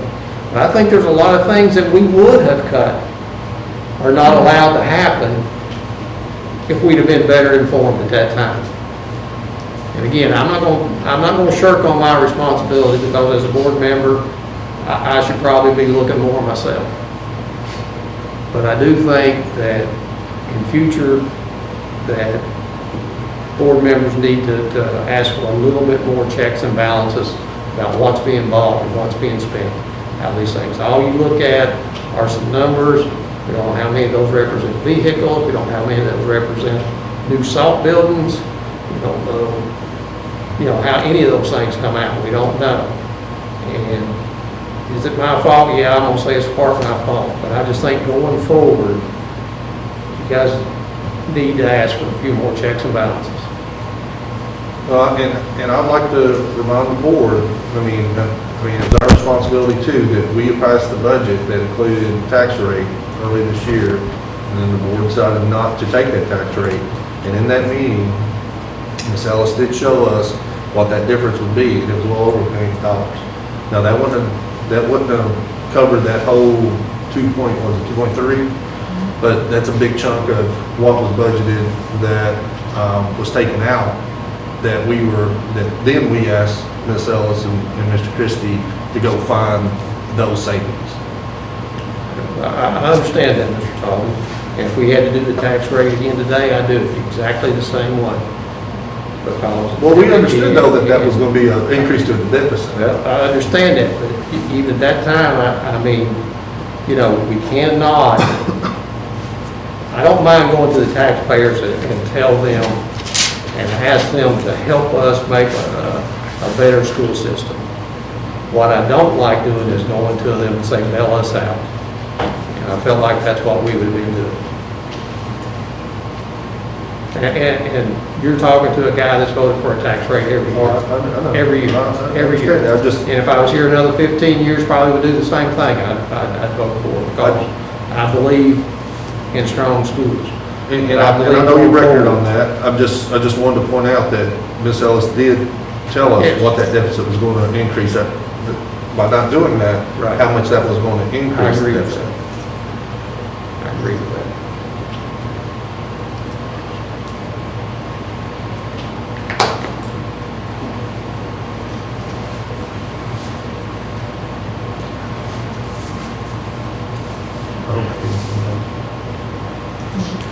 Any more discussion?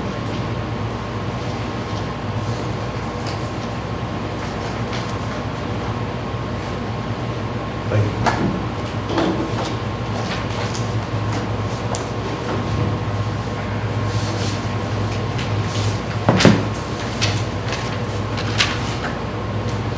Let's make a motion to adopt that. Yeah.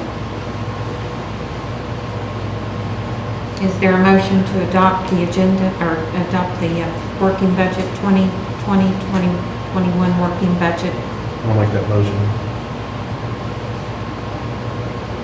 Motion made by Mr. Talby. Is there a second?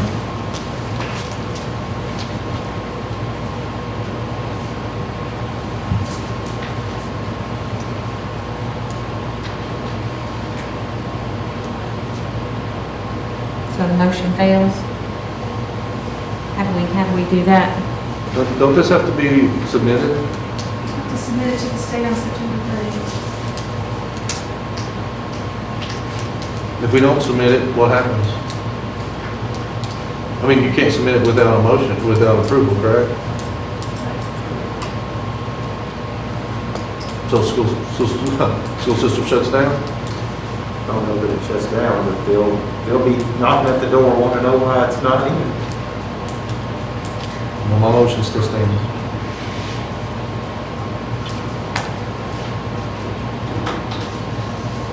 How many opportunities do we have to change this budget? So let's just say for expediency, we approved it as written. And said, guys, we want y'all to go back and get that butcher knife out and start hacking away on some more things, and then come back to us and say, here's some proposed ideas we have that's gonna hurt, but this is some things that, that we can go a little bit further closer into the bone. I suppose that option's available to us, that that we could approve this just to procedurally get it done, and then set a goal, or let's say come back at X meeting with some proposed adjustments to start trimming on this. Is that something that's a practical approach to move forward on this? Because it's not like it's just a snapshot of 3 point times. We could prove this just so we can meet the state criteria, and then say, we would like to request administration to come back with a list of proposed additional cuts for this year. Is that something that you all could tolerate? I don't think I would pass or vote for a budget, and if you vote 3, that's fine, I understand that, without anything that puts any kind of checks and balances in there, that some sort of statement is made that will help the board through. And you guys know how hard budgets are. You got 2 new members coming on, so I mean, you know, you've got to think about that too. And they're going to get here halfway through the year. And I'm all right with saying, you know, cut, but once you pass it, it's there, okay? But I don't know what kind of checks and balances that you can put in there. I know we get a quarterly report. If there is something else in there that would be beneficial, I'm speaking mostly to you two, because you the guys are going to have to figure this out. I mean, if it, you know, if you miss it by even more, you are in bigger and bigger trouble, and you want to be in that painstaking place to where you start cutting staff.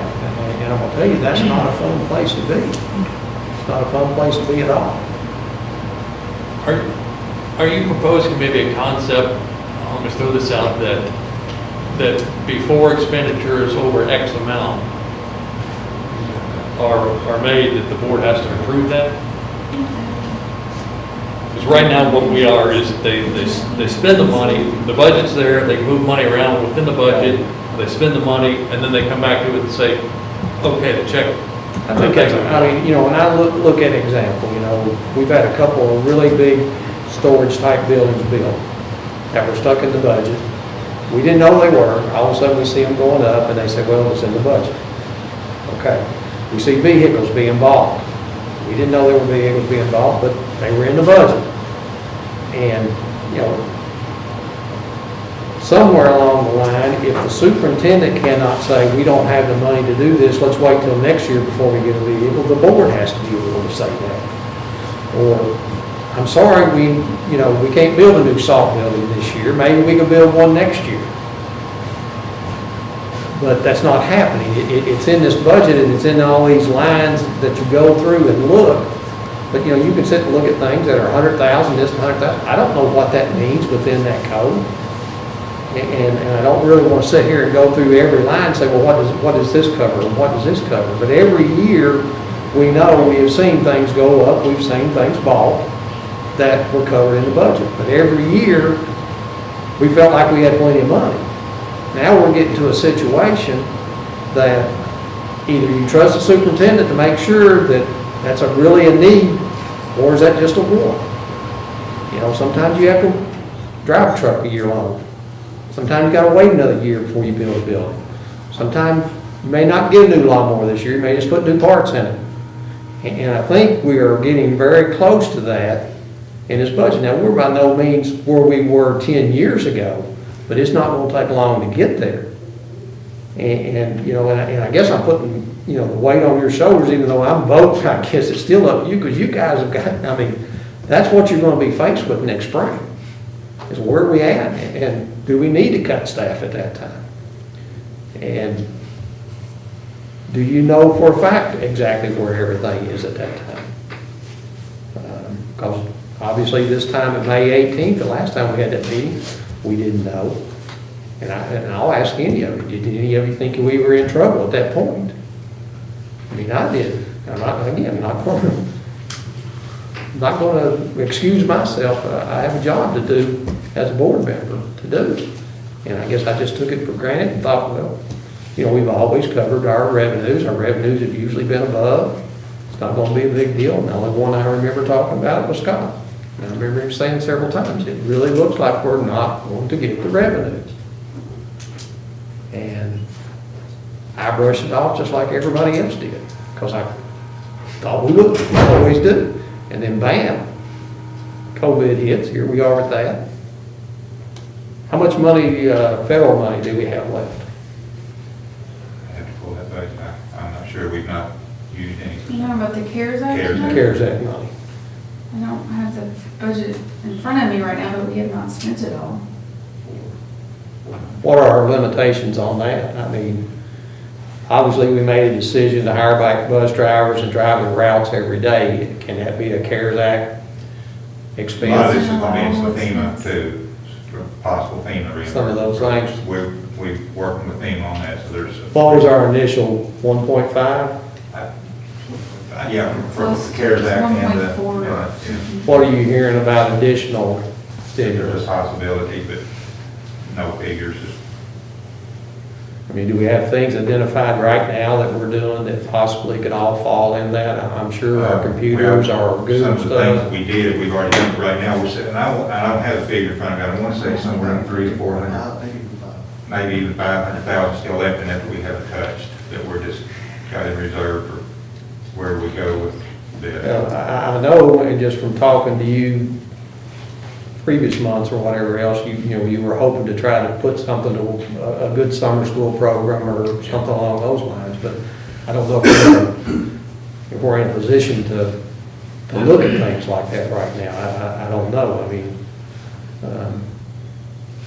that's something to look at. I mean, that's 500,000. If you got 500,000 that could relieve some things that are in this budget right now and not look at purchasing additional things. Of course, I don't know what else is going to run up going into this. Obviously, there's going to be some expenses and just in the plan that we talked about earlier today, there'd be some additional expenses in this. And if you did have to go hybrid, there's going to be additional expenses. But, we need to keep our finger on the pulse of that money there, and how much of that money can come back, because 500,000 go a long way to helping what's in this budget now. You take that 500,000, if I can bring something out of here, and you can look through there and you can find another $500,000 worth of projects you might not be able to get done this year. That gets you down in a reasonable rate before you get into next year and start talking about tax revenue next year. But I think, going back to you, Scott, not getting off too far right here, but I would just like to see some checks and balances in there. But if you wanted to make a statement like you made and people were supportive of that, I understand. So I think the concept I was kicking around is that we don't necessarily view the budget just in 3 distinct times in the year, that now we've got a super challenging situation at our doorstep. Is we give a direction to administration to develop a list of potential budget cuts that we could review at a subsequent meeting, whether that's the next regular meeting or whatever. And we don't view this budget as static, that it was approved on September 28th and then we can't touch it again. I'm not quite sure what would be the correct way to crack that into a motion, but that's I where think any budget that you all approve at this point is untouchable with you guys. I mean, you have the control of what's spent out of contingency. I can't spend anything. All I can spend is what is in the budget per department. That's all I can touch. I can't touch the contingency. But if we, like to Mr. Hassel's point, if we approve the budget as written, then we can't touch these anymore, right? No, I think that's open for you all have every month, it's in our policy that every month you can question every dollar that's spent. But that's spent at that point. Well, but I mean, I'm if asking- it's questioned, you think it's unwise to spend it, we make sure it doesn't happen again. Okay. But I don't, we're already meeting with departments and we're already looking at cuts right now. We're already doing what you're talking about. So I'm just starting to do that. But nothing precludes us from amending this at every meeting if we felt like it. Is that the question and the answer? No, I have a specific question, I'm sorry, I've lost my place here. And there was several vehicles that was in the budget for maintenance. Was those cut? Yeah. All but one. All but one. There was 3 and we cut 2 out. Because what I'm looking There was 2 at, in transportation, cut 1 out. Because there's purchase property services, still looking at over $500,000 for that. I don't know what's under that title. And if we didn't decrease it much, the original budget was 546, and we went down to 517,000. Under 26, plant operations and maintenance, category 0400. That's not where vehicles are purchased out of. What's that? Vehicles are purchased out of the 0700 category. Okay. The 400 is their maintenance, like physical maintenance contracts that we have for sprinklers, for elevators, for Fire monitoring, security. I mean, there's a lot of stuff that the 0400 is. Okay. It's So you- physical maintenance of stuff.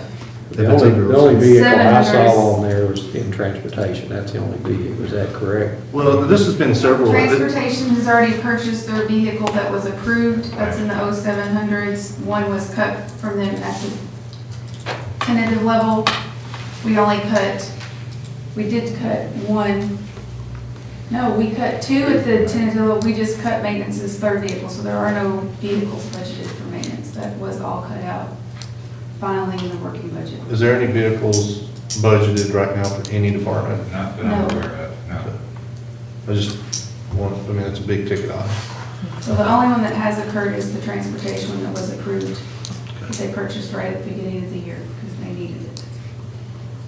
It's the only one that has been purchased and will be purchased this year.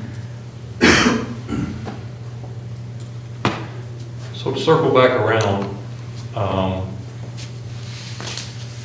if it was a desire of the board, we could make changes to the budget all throughout the year past this point.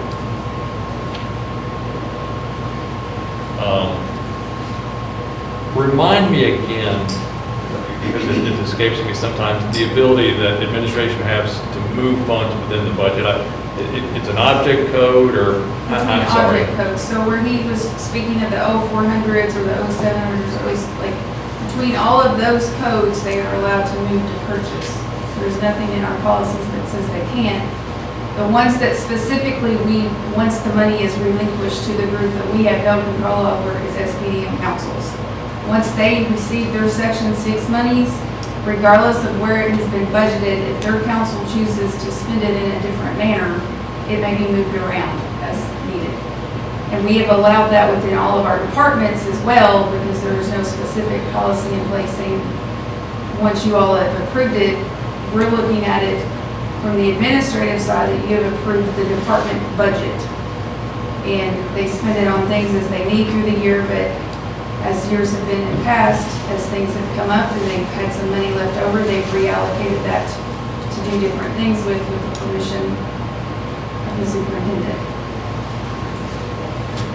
So just make sure I understand, like, under 26, I'm not picking on, I just got it on the screen, 2600 plant operations and maintenance, all the subcategories underneath it, they can move all the money in those subcategories within any of those categories, because it's in 3s to the 8s. 3s to the 8s. So they can move between all of those. The 0100s is salary, the 0200s are benefits, so they wouldn't touch those items, but the different categories, object codes within the 0300 and below. Okay. And if somebody wanted to move money from, let's say, maintenance to instructional support, that can't be done. It could, but it's never been done in this district, Okay. It just stays within their own department. that department. And it's in here, it's not used as part of what, Did we get our rebate from BSN? yes. What, is that reflected in this budget anywhere? It's not a monetary amount that we get back to put in the budget. It's a rebate that they then use on uniforms. They've already used it by year, they use it by uniforms. You get it, it's not a rebate in money, it's a rebate in material, merchandise. They use it for uniforms.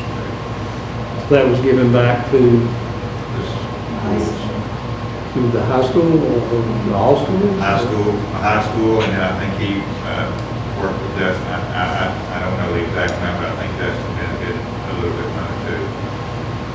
Rebate. There is an item in here that says athletic uniforms. What is that?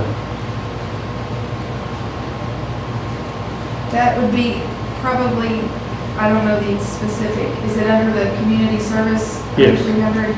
That is a purchase order you all approved in the prior year for cheerleading. It was Yeah, we cheerleading. bought several sets of uniforms, I think. Yes, that so year the before. cheerleading had not been paid out by June, so it was a purchase order I that just- rolled into this As year. I was scrolling through this all. Are you looking at units or where you, just curious?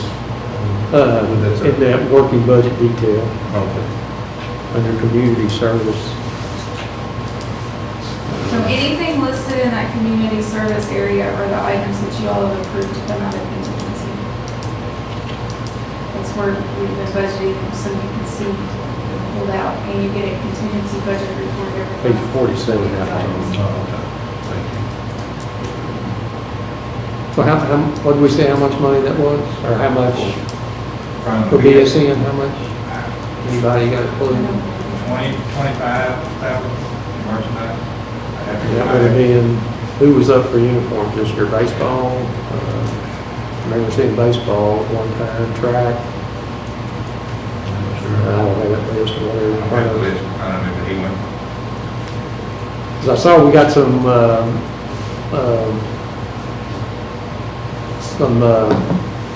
fundraising requests from baseball that said for new uniforms. So I know that happened several months ago. I remember seeing that in the board item in there that they were raising money for that. So did that money go for them, or does anybody know, or is that just a school question? I haven't pulled, I don't have it in front of me, I'm not sure what uniforms they purchased, but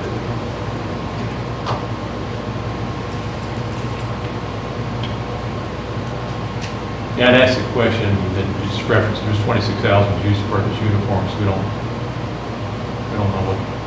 It's sitting on that. No, this is an email, Oh, a question I'd asked. Oh, the question you had asked. that will be as in 26,000. 26,000. I don't, but it wasn't detailed when uniforms were purchased.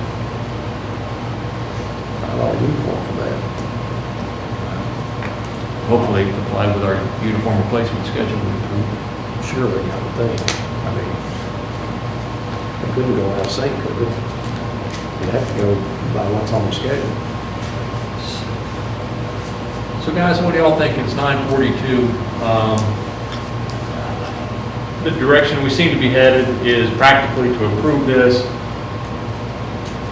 encourage administration to look for areas to propose cuts, and then bring it up as a topic at our next board meeting. And then Mr. Peridot says somehow we need to develop some more checks and balances, and the only thing I can think of is that over a certain dollar amount, that the board has to approve that expenditure before it happens, and then perhaps to clamp down somehow on intra-budget transfers. Yeah, you might want to clarify somehow between maintenance equipment versus building equipment. In other words, if an air conditioner goes out or something, you don't want to have a board meeting to come and get an air conditioner, obviously, you can just replace what you have or something. But I just think the things, again, buildings pop in my mind, vehicles pop in my mind, a lot of different maintenance. I mean, we bought dump trucks, I mean, different things over the years that we bought. I think, somehow, I would think it would be beneficial for the new board to make sure they do, and then somehow, when they reach that point where now we're going into contingency, or we only got this much left, that they need to know. And, I don't know how many summer projects are already built into this budget. Do we have any in here right now? I mean, if we do, I would think that'd be the first part, just take all of them off the table right now and then have the board approve those when you get to. we don't start looking at summer projects till we see later in the year where we are, come back to you. Because that money came from somewhere last year. Well, in 3 meetings, we talked about the list of things, and we kept But I paring it down mean, to. we had a list of $400,000 that said, we've already budgeted this in maintenance that we talked about. So it had to be budgeted in there somewhere.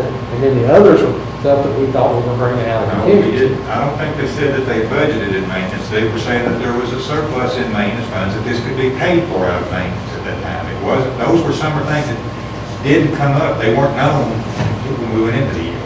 Yeah. There was money in maintenance that they used the maintenance money at the end of the year to do those things, and the remainder of those things were come out of. The and fact we had that a very- they didn't We have had a some. very explicit list of what was coming out of maintenance and what was going to be general, what was going to be. I understand, and I remember the statement that you said, I'm comfortable doing everything that's coming out of maintenance. You made that statement within the meeting. And, obviously, we didn't have a surplus in maintenance at that time. It only looked like that on paper, but in reality, we didn't have any money. That every bit of that, all 600,000 or whatever we approved, all came from contingency. And again, I really believe this board would have approached that differently. So are all those projects complete, those summer projects? They're all done? And we don't have anything coming up that we're looking at doing that we could really hold off on? Go back into maintenance. Nothing comes up to mind at this point, any major projects that's out there right now. It's going to be a big deed, we've got a roof, but that's not started. I'm sorry. It's capital funds. Yeah, that's not started at a different time. I'm not aware of any projects. Yeah, I think there needs to be additional checks until we get the contingency built back up, but I'm not, I need to think about what those are, and then maybe, we'll talk about that or discuss that in the next board meeting.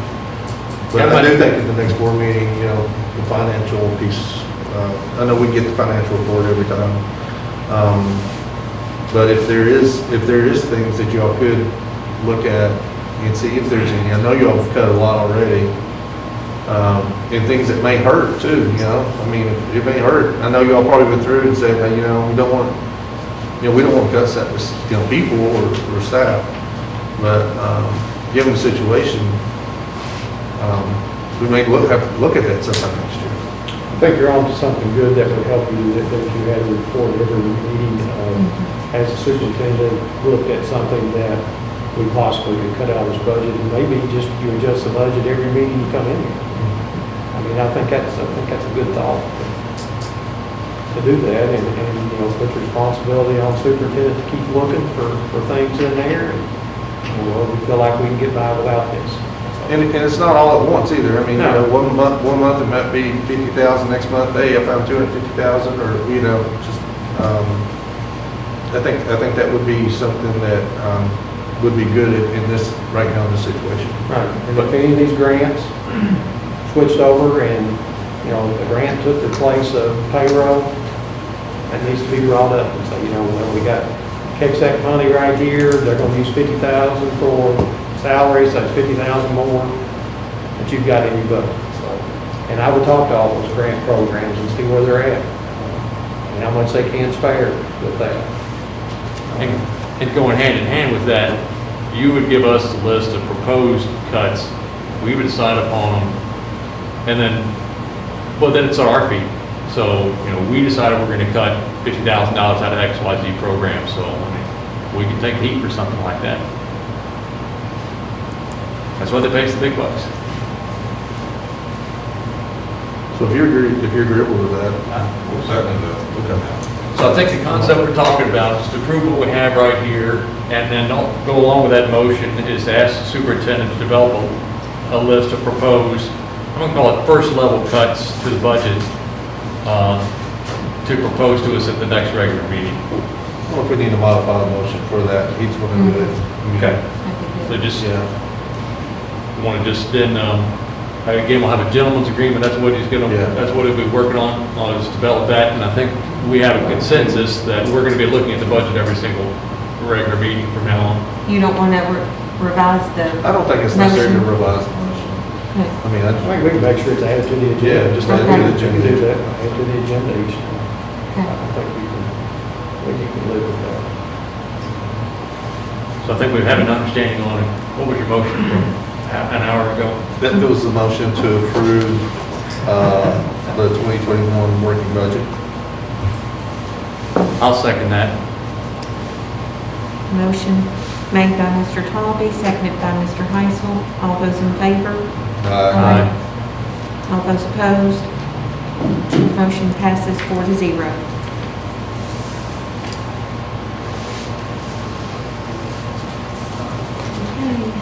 Next item is to discuss and consider approval of local planning committee 4-year district facility plan. Ms. Richardson? Yes. Before anybody gets started in this, I just want to, and I know we got people here and everything, but I thought it was hugely unfair to put an item like this on the agenda that includes our 4-year plan, which we got 2 board members that won't even be here for the majority of work of this. I can't see any rush of trying to get this to a December meeting. Construction is not in a good place right now anyway. But a 4-year plan was put on the agenda by the superintendent without chairperson's approval. And then later, I guess, came back and approved it, but at first it wasn't put on there with approval. And it's a 4-year plan, and we're basically given a weekend to look this over and then hand it to new board members next year and say, this is what the last board voted for you all to do. I know maybe if you're happy with all of it, fine. I just want to make sure I said that. And I will make a motion to table it until the October regular meeting.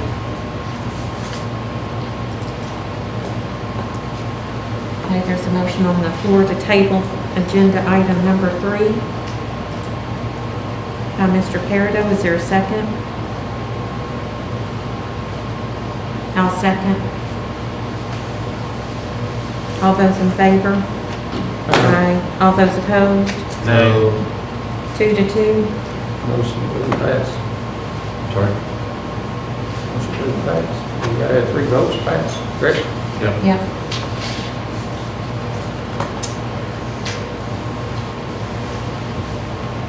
We didn't have a discussion on that motion, but I know in the last district facility plan was approved in the summer before my election, so it's not like it's out of the ordinary for boards to be approving this district facility plans, with elections coming up. I disagree wholly because we were at a time of a different construction situation at the last time. And this time, we're not in that type of thing, and it is a little bit later in the year. And the excuse to get it on there is just to get it on the December meeting. And it's a 4-year plan. It's what you're going to work with for 4 years. And, I know I'm sitting on the outside, and I understand defeat, and I can take defeat or whatever, if that's the direction that the board wants to go in. But it is so wrong for a superintendent to throw something like that on a board meeting with no time to even talk to anybody about it. I have no preparation for it. I spent my time on the budget. I have no preparation. I don't like the plan, but again, I'm the odd man out, so that's fine. But just want to voice my opinion that the lack of respect that's shown for this plan is just not good. Remind us of the process that this plan still would have to go through. Let's say that we could develop three votes to support it tonight. Then that would then move it to a public hearing. But the board still has another opportunity, another bite at this apple that's available to it, that we could go to the public hearing, hear what the public has to say, and then they come back and completely revise the whole thing at a subsequent meeting. Yes, sir. So I think there's a very good case to be made that the district facility plan committee worked diligently on this with a lot of detail. It passed out of that committee unanimously last week, and that we could pass it tonight in reality, with just a tentative passing of this, that essentially we would pass it under this draft form so we could put it in the public's hand to get their input. And then once it comes back, we still have the entire playground available to us to change this based upon further time for reflection that the board might have and based upon public input. Is there a law that says that the plan had to be done by August of 2020? That was the requirement of KDE. However, that was waived due to the COVID, and this was just an attempt to get it to make that.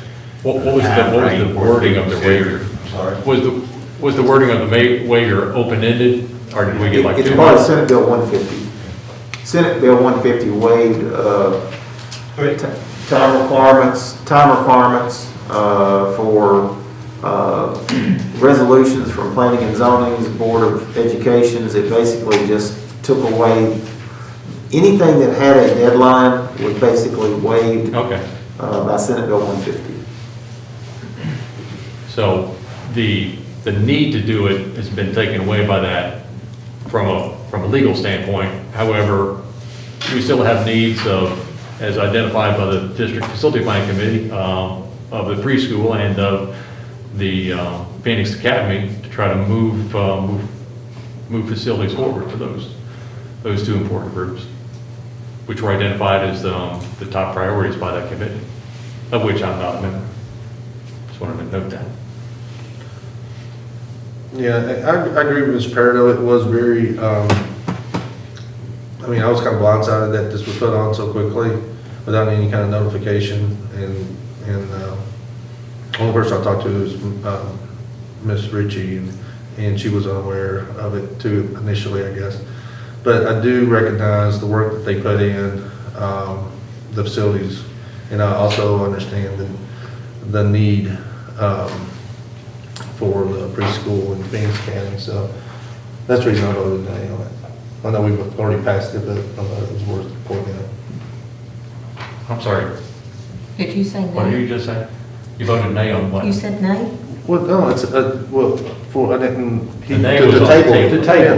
Okay. Oh, Yeah, okay. yeah, Okay. that's the reason I voted nay on the table is, Because I felt like it's of too the important timing to, I felt like it's important to review this best we can tonight, and like I said, if, like Mr. Eisel said, if it's, it takes 2 readings, it takes 2 readings, correct? Well, I think it's an important subject, but I do agree with Mr. Peridot that we've got new board members coming on, and it'd be nice to have full support of the board moving forward on a 4-year plan. Then you're looking to table it till January. Is that, that's what you're asking, please table it till January? That's what my concern would be. I would relinquish all my part of it, but, I understand all the work as well as that goes too. And don't get me wrong, I've been on the local planning committee. I know the work that goes into them. This one was a little bit different. Obviously, they had a few meetings, and then COVID hit, and then everything had to go to Zoom. And I attended all the public meetings, but I didn't come back to any of the Zoom meetings. To be honest with you, they just got away from me without me even realizing that they were going on. But that makes it even more difficult for the public to have access to it. A lot of people don't Zoom as much as they would come if they would come in person right there. And my thoughts were is that, I just felt like that it was a little bit too rushed. Can you hear me? Yeah, you can. Go ahead, Ashley. Okay. Yes, when it was put on the agenda, I woke up to a request by Mr. Heisel. And then I woke up and it was, by the time that I see Mr. Heisel's request, then it was already on the agenda. So that's when I reached out trying to find out if 3 board members had requested to put it on the agenda. So that's how I became involved in it. I did not put it on the agenda, but then I did speak with Mr. Christie, and he informed me that that's why he had went ahead and added it, was so that he could go ahead and get it to KDE. So I did leave it on there for that reason, because I was on the facility committee, so obviously I was in favor of it because I was one of the 10 that voted. But I just wanted to explain my side of things, that that's where I stood of trying to figure out how it got on the agenda. Good to know you're still awake. What? I said it's good to know you're still awake. We lost you there for a while. I don't know, I'm hanging in here. Y'all can just only hear about every other word I say, and I have to cut in when I can. All right. Well, I'm counting here on my And I would fingers. like to also add that Sherry's doing a fantastic job over there. Thank you, Ashley. It certainly seems to me that there won't be any approval on this item moving forward tonight. I think it's still well within the powers of this board to approve it this fall. I don't think it needs to be put off for the next board. I'd like an opportunity to give some input on it before my term is up. But it seems like maybe tabling this to the next regular meeting would be the most appropriate thing. Or at least the most palatable thing. That's the right word. And I can't spell that, so don't ask me to. So your So- motion was to table, was to take it off. That motion was defeated. Then my motion then would be to, end discussion of this item, this agenda item right now, and ask that it be brought up and put on the agenda at our next regular meeting. The October 19th meeting? I believe so. Okay. The regular meeting or the next meeting? Let's make it the regular meeting. Can we do that since Mr. Peridot's motion did not pass? You had a motion to generally table, correct, Mr. Peridot? It was just a table of the matter completely. I think I said to the, You said, I think I said to the next regular meeting. So then you cannot make that motion, Mr. Isom, please. If his motion, you can't make a motion that's identical to the one that's been defeated. You can make a motion to do it for the 12th. Yeah. We having a meeting on the 12th? That's a Yes. special meeting. Okay, put it on the 12th then. Okay. So is that? So it's now being after the 12th? Go ahead. Did you say it was now being added to the 12th? Added to the 12th. That's my That's the motion. motion. A motion made by And I'll Mr. second Heisel, that. Okay. seconded by Mr. Tolby. All those in favor? Aye. All those opposed? Motion passes 4-0. Okay, number Before you leave this one, just to complicate it, there will be an ad in the paper that comes out tomorrow about a public hearing. We had to schedule it because of the time frame to get it in, and the paper only coming out once. There would only be one opportunity to advertise it to make the time frame of the 14 days before we have the public hearing. Does that have to be in print? Can you not do it on their online version of the paper? About that. It still has to be, there's some move afoot to do that, but right now, if you're in Clay City, you only get it once about every 2 weeks. Yeah, I was gonna say. But right now, it has to be in the newspaper of the largest circulation in the county in which the action is being taken. So when is the public hearing scheduled that's been put in the paper? 14 days. I don't have the exact date on the hour, but it has to be advertised for 14 days before we can have a public hearing. And that's an awful big assumption, Mr. Christie, just to go ahead and put that in there. I mean, geez, I mean, Not when you have that, you go ahead and go a step forward, and then once it goes through, you still have the opportunity well, to change. I'm just saying, Deny here we go completely. back. I just want to talk about communication. What if you called every board member and brought them in there and talked to them about that? I mean, now, you need to go to the paper and you need to explain why this is not there. That you just assumed that the board would pass this and we would go on. I mean, geez, I mean, just a conversation with everybody. I don't understand. I really don't.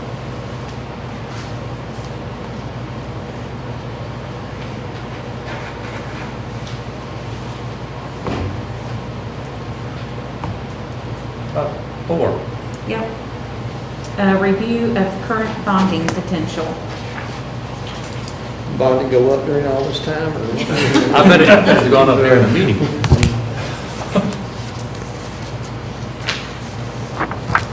I actually do have some good news. Thank you. Thank you. So the last time I presented your bonding capacity actually was to the LPC. This was before you received an increase in your facility support program of Kentucky revenue stream. I want to be real brief and then circle back with questions. Page 1 shows all your outstanding debt. If we skip all the way to the far right-hand column K, you'll see that for the next 10 years or so, the sum of all your outstanding bond payments are approximately $4.1 million before they start falling down. All of this is the same as we got in our packet, right? There's no changes from what? No we got? change, no. Okay. Starting on page 2, column B, your local nickel, 5 cents per $100 of assessed property value. I'm going to look specifically in the first 2 rows. You'll see that the change from fiscal year 20 to fiscal year 21, your local nickel increased from $1,568,000 to $1,614,000. And of course, here in Clark County, you have, I'm looking in column C, you've got 2 nickels. Column D is your capital outlay. This is simply $100 per unit of average daily attendance. And for projection purposes, we're only allowed to use 80% of this number, just to be conservative, should ADA decline. And I'll point out other ways that I've been conservative too. Columns E and F, these are your nickel match, or Facilities Support Program of Kentucky. This is the revenue stream that every 2 years you can count on an increase within the SEEK formula.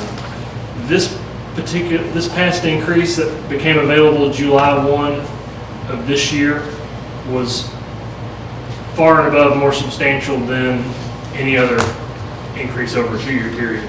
And so you'll see that revenue increase from $373,000 to $518,000. Multiply that by 2, that's almost a $300,000 per year increase just from FSPK. That's what contributed to your substantial increase in your bonding capacity. From when I presented to your LPC, we didn't know exactly what the degree of that increase in the FSPK formula. Bottom line is that you are very comfortably on page 3. I have a hypothetical bond issue. The principal amounts are shown in column C. This is what a $15 million bond issue would be structured at. Column D still shows very conservative interest rates. If you jump all the way to the far right-hand column K is actually what you would have left over even after. If you had a shovel-ready project right now and issued $15 million, you still would have roughly $130,000 a year left over in column K. That is me being conservative, seeing that ADA has trended down. And so until we get to July 1 of 2022, when you receive an additional increase in FSPK, I want to budget for the SEEK numbers to be updated with a lower ADA. We've been using the same SEEK numbers for over a year now. I know the trend was down, so I've budgeted to make this $15 million very comfortable. And then the footnote on the very last page, you can count on an additional $2 million available July 1, 2022, in addition to the 15. So a little bit of good news at the end of a long meeting. It is good news. It's really good, really good. Thank you, guys. Thank you.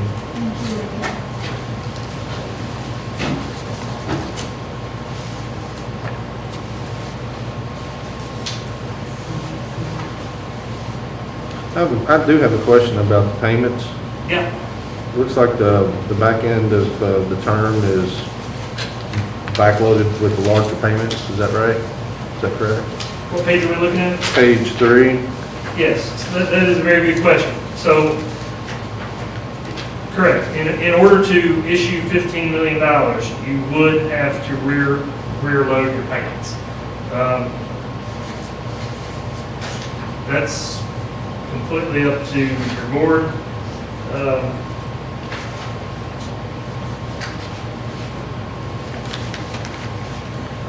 Rear load the principal.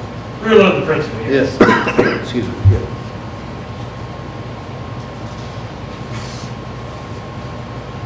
I don't know how out of the ordinary that really is. That's pretty typical on those bonds, though, isn't it? Yeah, it is pretty typical. Yeah, that's what most of our schedules are like.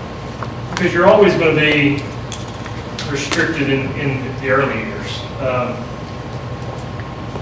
Yeah, I could back that $15 million down and there would be more principal shown in the early years. Oh, it was just an observation. It wasn't. You know, and looking at page 3 again, all the way to the right-hand column K, if you look at the bottom of column K, there's a few bullets of $1 million amounts that are still available out there in the last 3 years. That's because I didn't want to, we have to have some principal in the early years. Because the SFCC portion, your revenue that comes from the School Facilities Construction Commission, which I skipped over, but their portion of debt service, kind of get out into the weeds, their portion does have to be solved exactly level.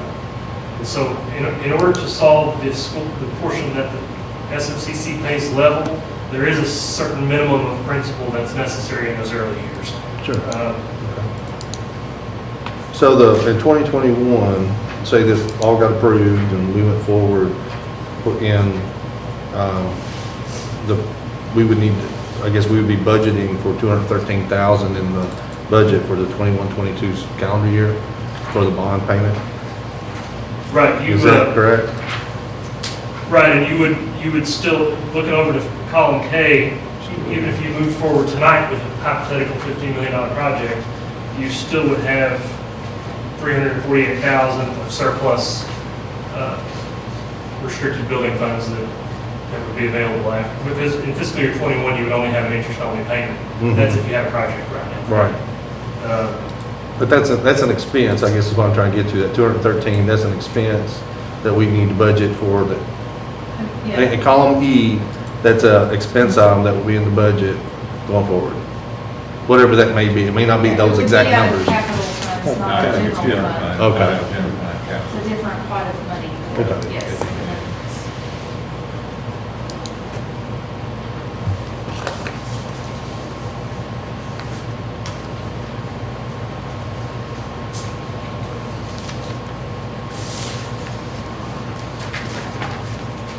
Any more discussion?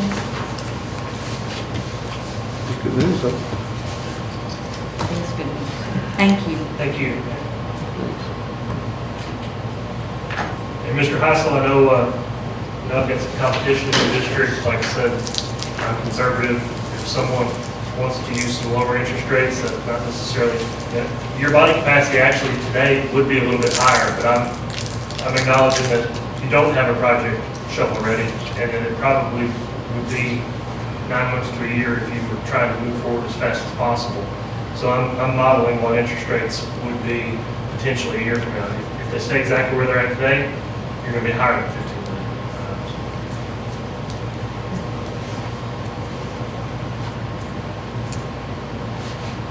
Are those interest rates just, are they locked in, or are they at some point? No, they change daily. They're locked in on the day of your bond sale. So that's what I mean, yeah, so it's locked in on the day of the bond sale. Right. So we might not have the bond sale till, say, 9 months from now. Exactly, and that's why those interest rates that I used for that projection is roughly almost a full percentage point above what the current market rate is on the bonds that we sold today. Okay.